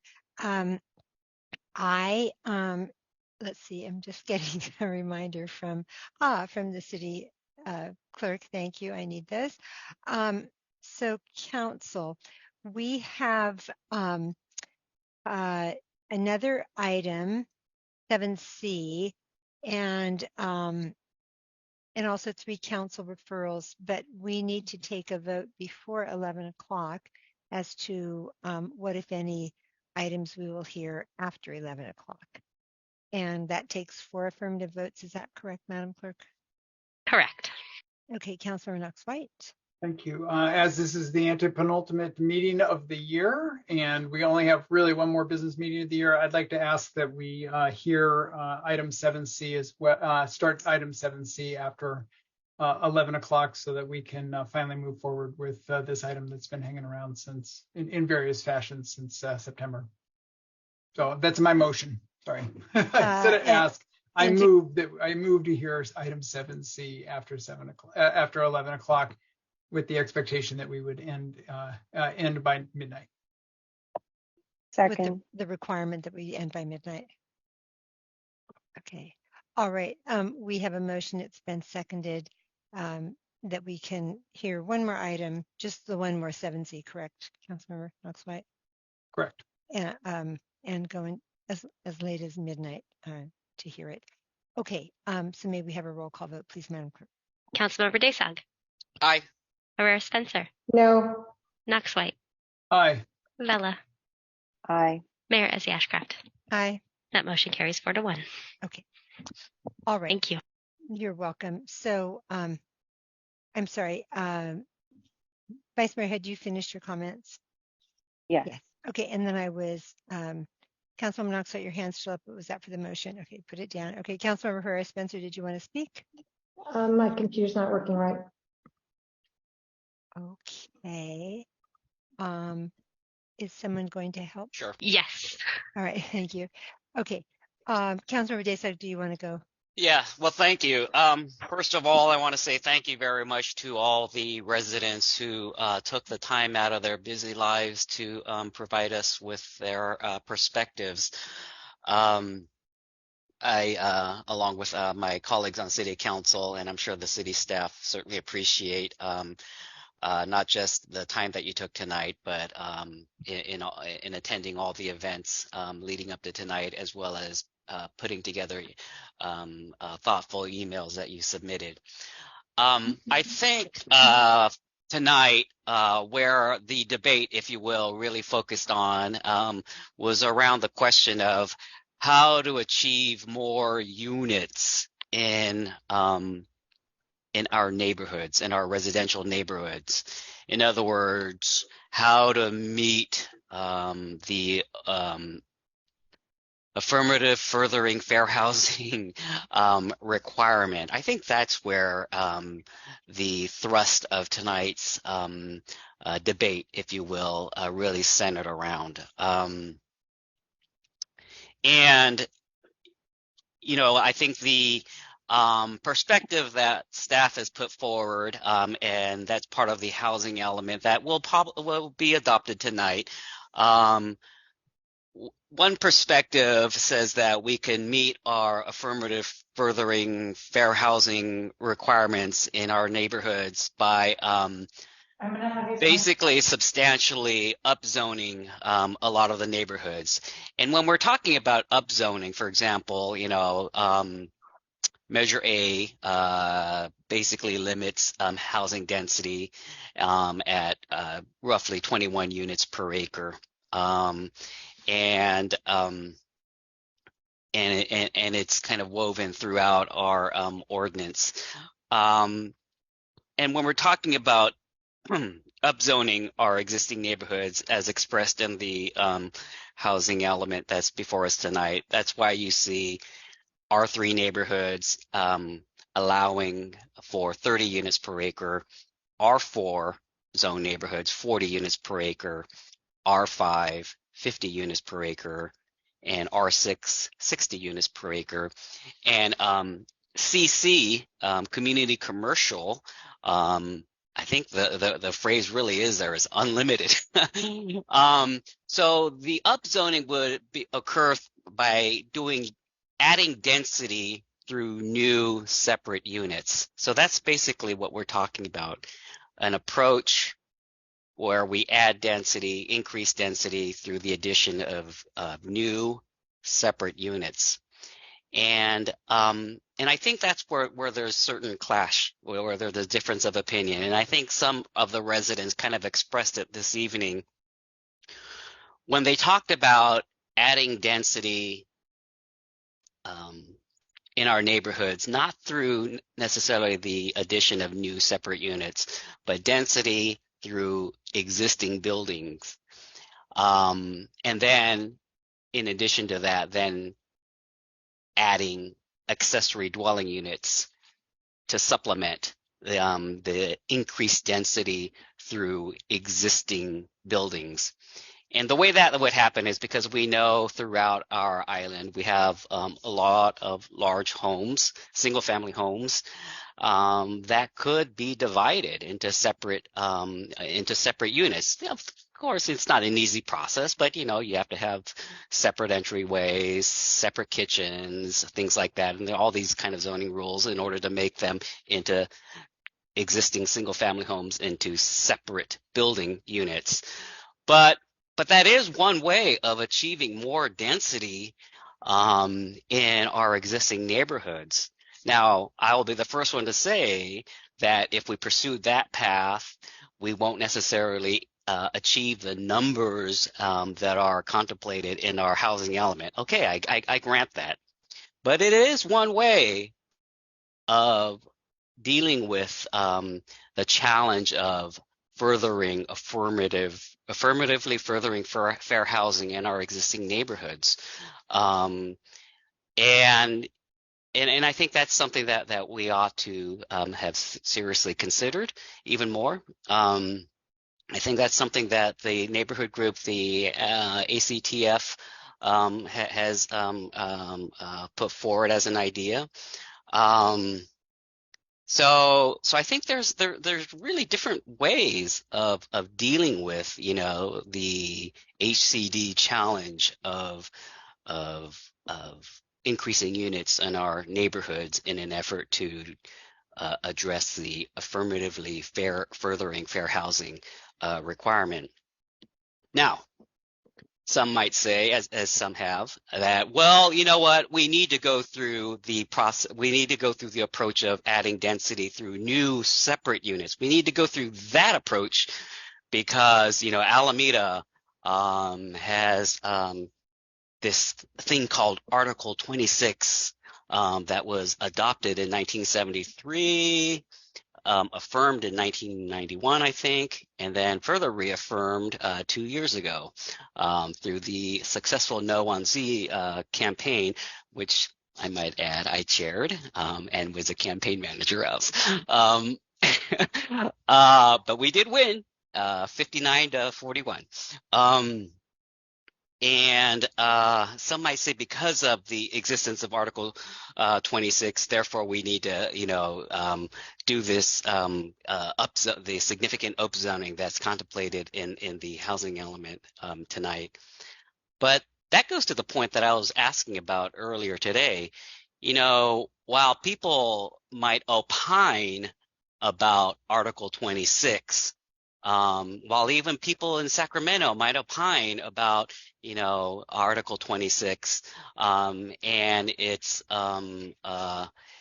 relationship, thank you, with the with state law. At this point, it's just opinions. It's just, you know, nothing has been determined conclusively one way or the other. There has been no court decisions saying that Article 26 is indeed not furthering fair housing, or there's been no definitive court decision that says, you know, Article 26 is illegal. None.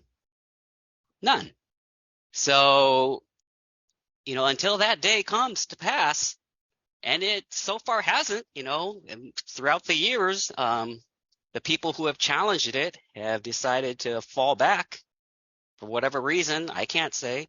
But Article 26 has prevailed, and the residents of Alameda have supported it. And so I do believe that the approach that we're taking, the significant upzoning of our neighborhoods, is not the right way in which we should be trying to achieve furthering affirmative fair housing in our neighborhoods. I think there are other ways to do that. You know, there are other issues that I have about the housing element, and I think I've expressed it before. I do believe that we should do more housing units at Alameda Point, and, you know, because I think that's the natural place where we should be doing most of our housing units, because right now I think our housing element contemplates almost 1,500 units for Alameda Point out of the total of 5,300 units.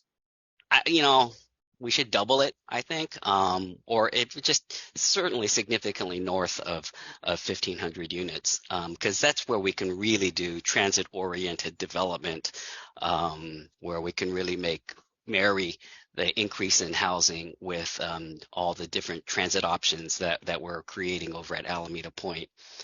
But, you know, that notwithstanding, you know, I think the you know, my position, I think I've all along have been very not supportive of the direction where the housing element discussion has taken, and I've said so early on. But you know, it looks like there will be 3 votes tonight to move forward with it. You know, it saddens me. It saddens me because I do believe that there are alternative ways of achieving our RHNA obligations. We've done it in the previous housing element go around. You know, instead of doing this significant upzoning of all the different neighborhoods, you know, we've done it on a more targeted basis using what's called the housing overlay. You know, would that still apply? I don't know, but I think we should try it. And I do want to close on this point. You know, I want to close on what if the housing element were not adopted. It'll be adopted tonight, but what if it were not adopted? You know, there's been this kind of bugaboo about quote unquote the builder's remedy, where the developers will come in and be able to build it however high that they want. Well, that's not exactly true. Yes, if the housing element was not adopted, we wouldn't have the general plan and we wouldn't have the zoning. But we do still have that other policy that's in place that while it's embedded in the zoning and the current general plan, it is also a standalone policy. And we do still have Article 26. It still has not been challenged. In Article 26, if the builder's remedy was pursued in the event that the housing element was not adopted, it would still regulate the type of housing that would be contemplated under that scenario. It's not going to happen because I think the housing element is going to be adopted tonight. But you know, this whole bugaboo about the builder's remedy, you know, I think it was kind of a bugaboo, and that's not a bad word, by the way. It's just a word that you know other cities just don't have, and so other cities like Santa Monica have to fear, or West Hollywood have to fear the builder's remedy, but I don't think the city of Alameda does. So on that note, I'll end and say thank you very much, everybody, for coming out. I appreciated everyone's perspective and the time that you gave. Thank you. And thank you, staff, for all your hard work, too. I appreciate it. And we'll go next to Councilmember Herrera Spencer. You're back with us. Oh, no, you're still muted, Councilmember. Councilmember, can you unmute?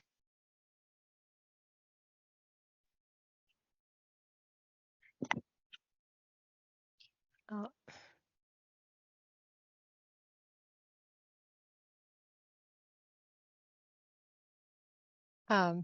Yeah, we're having some technical difficulties. But our able staff is coming to the assistance.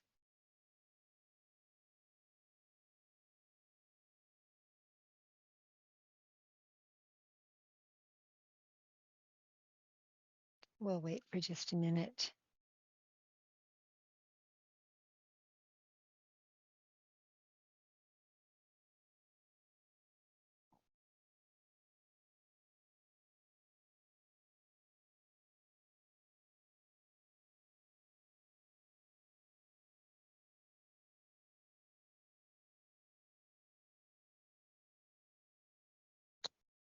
I'm going to do my remarks last, but I will throw in my thanks and appreciation for all the hard work of staff.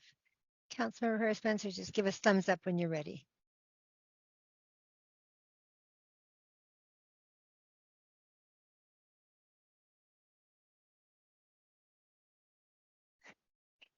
This must be technology day, because my amazing gaming headsets that I've used almost from the beginning of the pandemic just gave up the ghost today during closed session when people were practically lip reading me. So I guess we've all been using this technology quite a bit.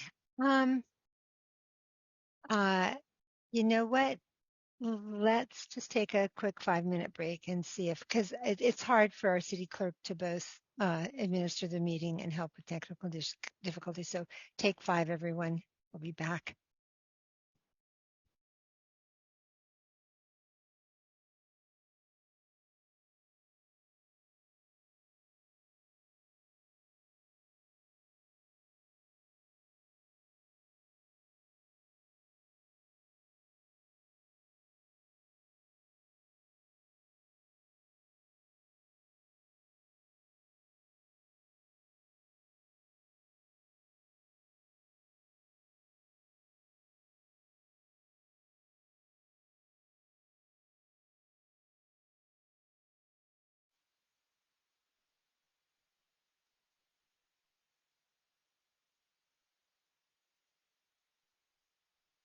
All righty, everyone. Let's see where we are. We've got John, are you there? There you are. Okay. All right. I think, and have we got Aaron? We've got Aaron. Okay. Tony, we've got a full house. Okay. Ready to go, Laura? Yes, we're good. All right. Thank you. Okay, everyone. Welcome back. Council Member Herrera Spencer is having some technical difficulties, but she's found a workaround as I understand it. So I will call on you next. Still seem to be muted.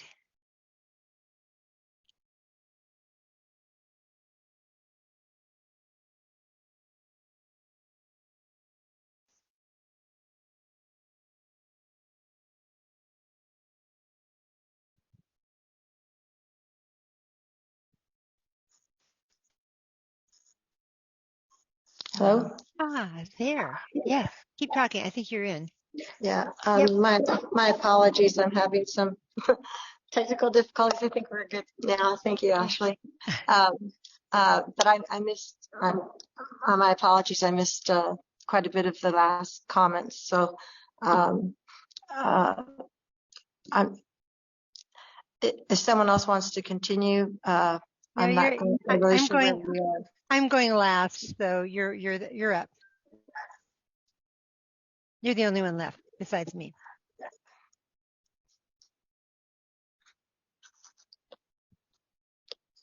So I'm going to wait until after your comments, ma'am.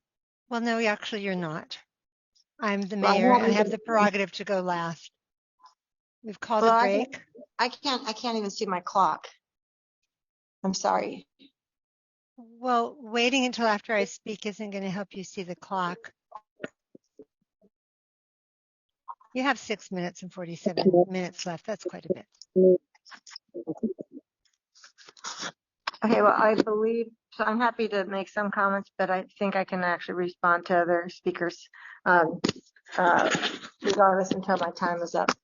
So I was unfortunately not able to hear probably the majority of Member Daysock's comments. And I am here at City Hall to try to have a good connection and have the equipment working.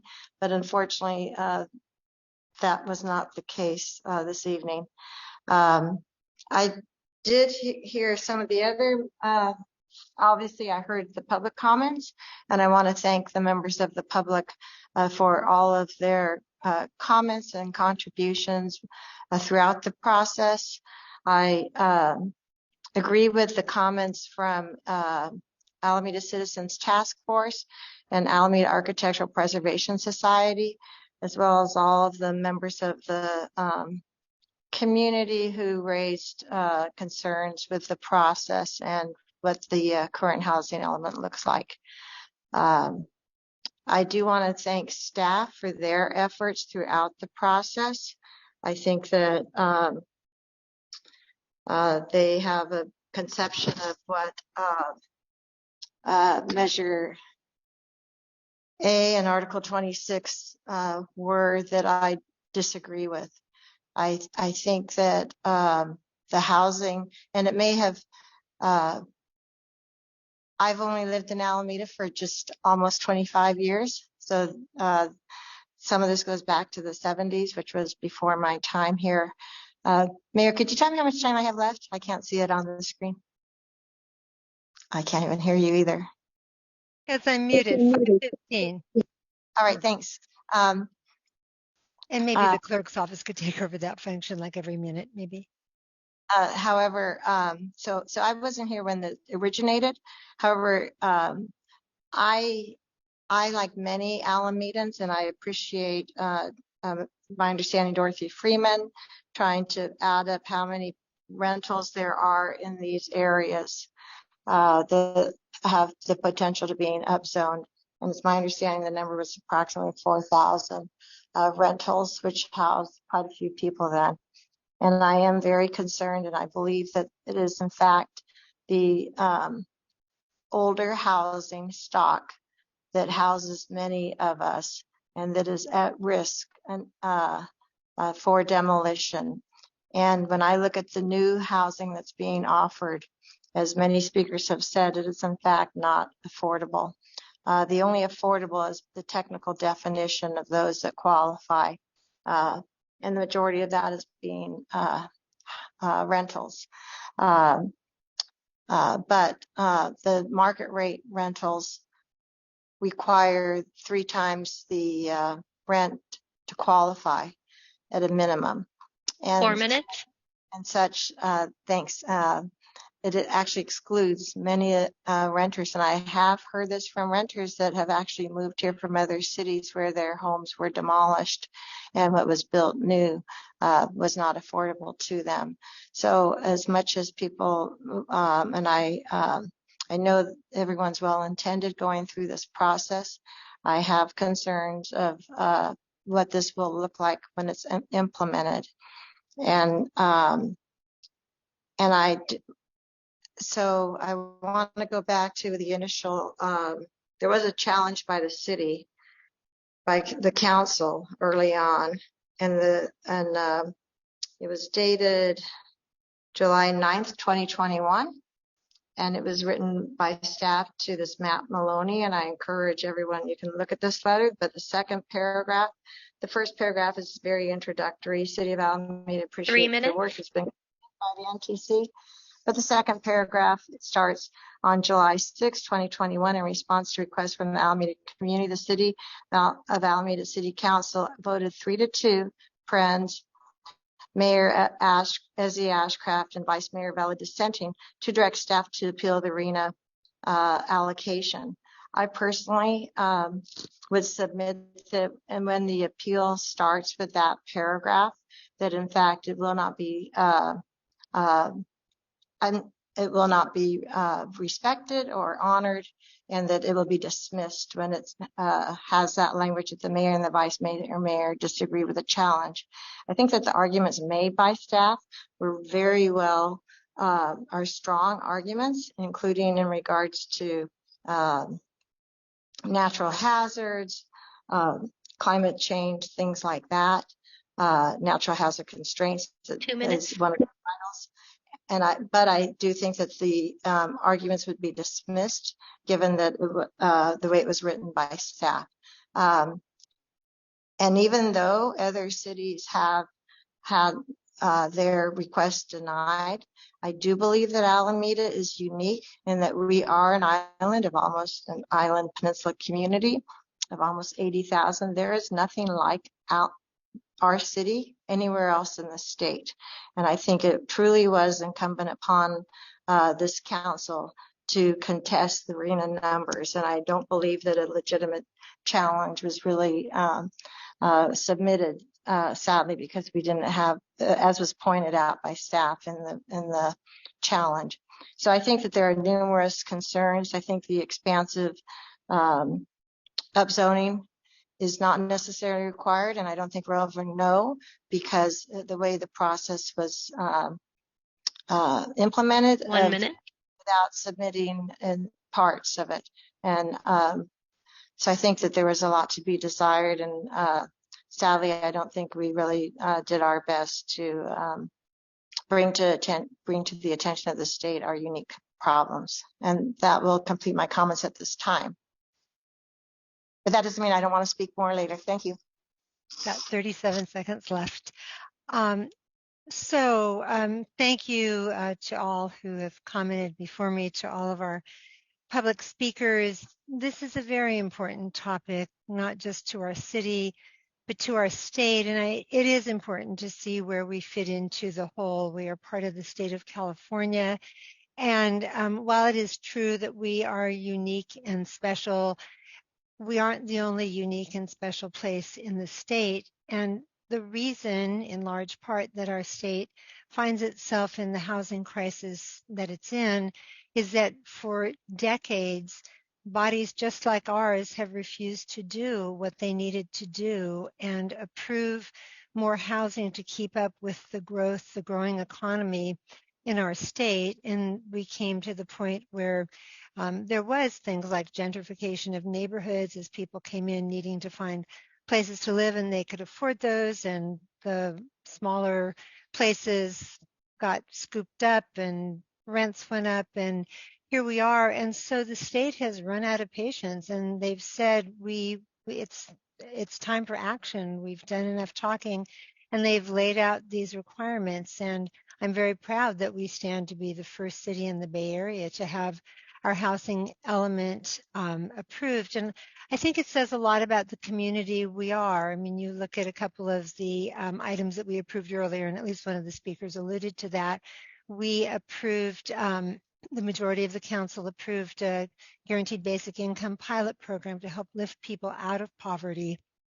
And we approved funding for addressing homelessness. And again, the state is growing impatient there, and the governor is saying, I'm going to withhold state funds to address homelessness for cities who aren't showing that they're really doing something. So we need to really step up our game, and we're doing that with this housing element. And I do have a statewide perspective from serving on the League of California Cities. I chaired the Policy Committee on Housing Community Economic Development. I've just been appointed to the executive board of the State League.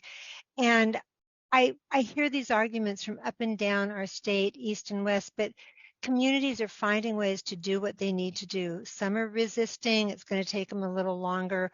We need to move forward because this isn't just numbers. These are people's lives. And the reason we don't put all of our housing or all of our affordable housing at Alameda Point, we're putting lots of housing in Alameda Point, but it's because affirmatively furthering fair housing means that you can live wherever you want to live in the city, regardless of your income. You should be able to find housing that's affordable for you wherever you live. Some of that housing may be affordable by design, and a case in point, a great example, and something I talked about when I was out on the campaign trail.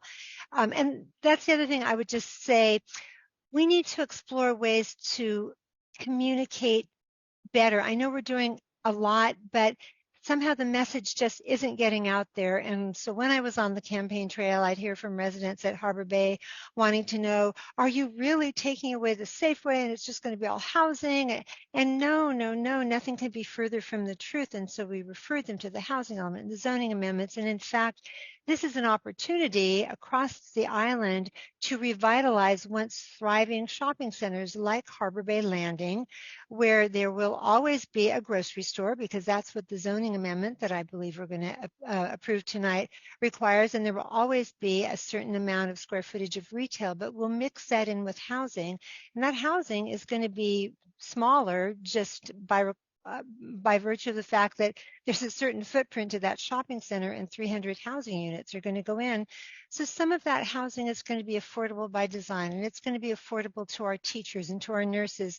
And do you know that AUSD is challenged with adding more classes in their schools because they can't hire enough teachers because teachers can't afford to live here? This is what we're talking about. I mean, there's a real human face to this, and it's within our grasp to be part of the solution and not a part of the problem. And that's what we're doing. We're not kicking the can further down the road. We're saying, yeah, the buck stops here. We can do this. We can be an example. We've done some great work already, and we're going to do more. And I just want to emphasize that I listen to all the speakers and I try to understand where they're coming from. And I hear fear, I hear some anger, some indignation. But I think that sometimes maybe it's the source of the information. Are you really reading the housing element? I mean, it is thick, I get it, but it's pretty, it's you know, you don't have to read every word of it, but it got great table of contents. You can go right to the issues you're concerned with. Or are you just reading letters and blogs and articles, and that doesn't inform, I mean, it informs you of a certain perspective, but here's what we're talking about. But in any event, I'm grateful to staff for all the work that you've done, grateful for the council and the work you've done up until this point. And now is our moment to move this forward. And so I am fully prepared to vote in support of the items before us, both the housing element and the related, the land use designations and the zoning amendments. So with that, Councilmember Herrera Spencer, did you want to go back and say anything? Yes, I'm happy to make a few more comments. So as much as people think that adding this new very expensive housing is going to make housing more affordable, that's not the case. It has in fact been demonstrated throughout up and down our state, and that when the older housing stock is demolished and the new housing is put in fact new housing is put out of place, people cannot afford. So that's actually a fallacy. Thank you. Thank you. Okay, seeing no further hands up, we've had a motion by Councilmember Knox White, seconded by Vice Mayor Vela. Madam Clerk, may we have a roll call vote, please? Councilmember Daysog. No. Herrera Spencer. No. Knox White. Aye. Vela. Aye. Mayor Ezzy Ashcraft. Aye. The motion carries 3-2. All right. Thank you. Thank you, everyone. Thank you, especially to staff. And we will wave goodbye, and then we will move on to item 7C. And Madam Clerk, if you want to be introducing that while we bring in our next crew, would you please? Introduction of ordinance authorizing the city manager or designee to execute a 10-year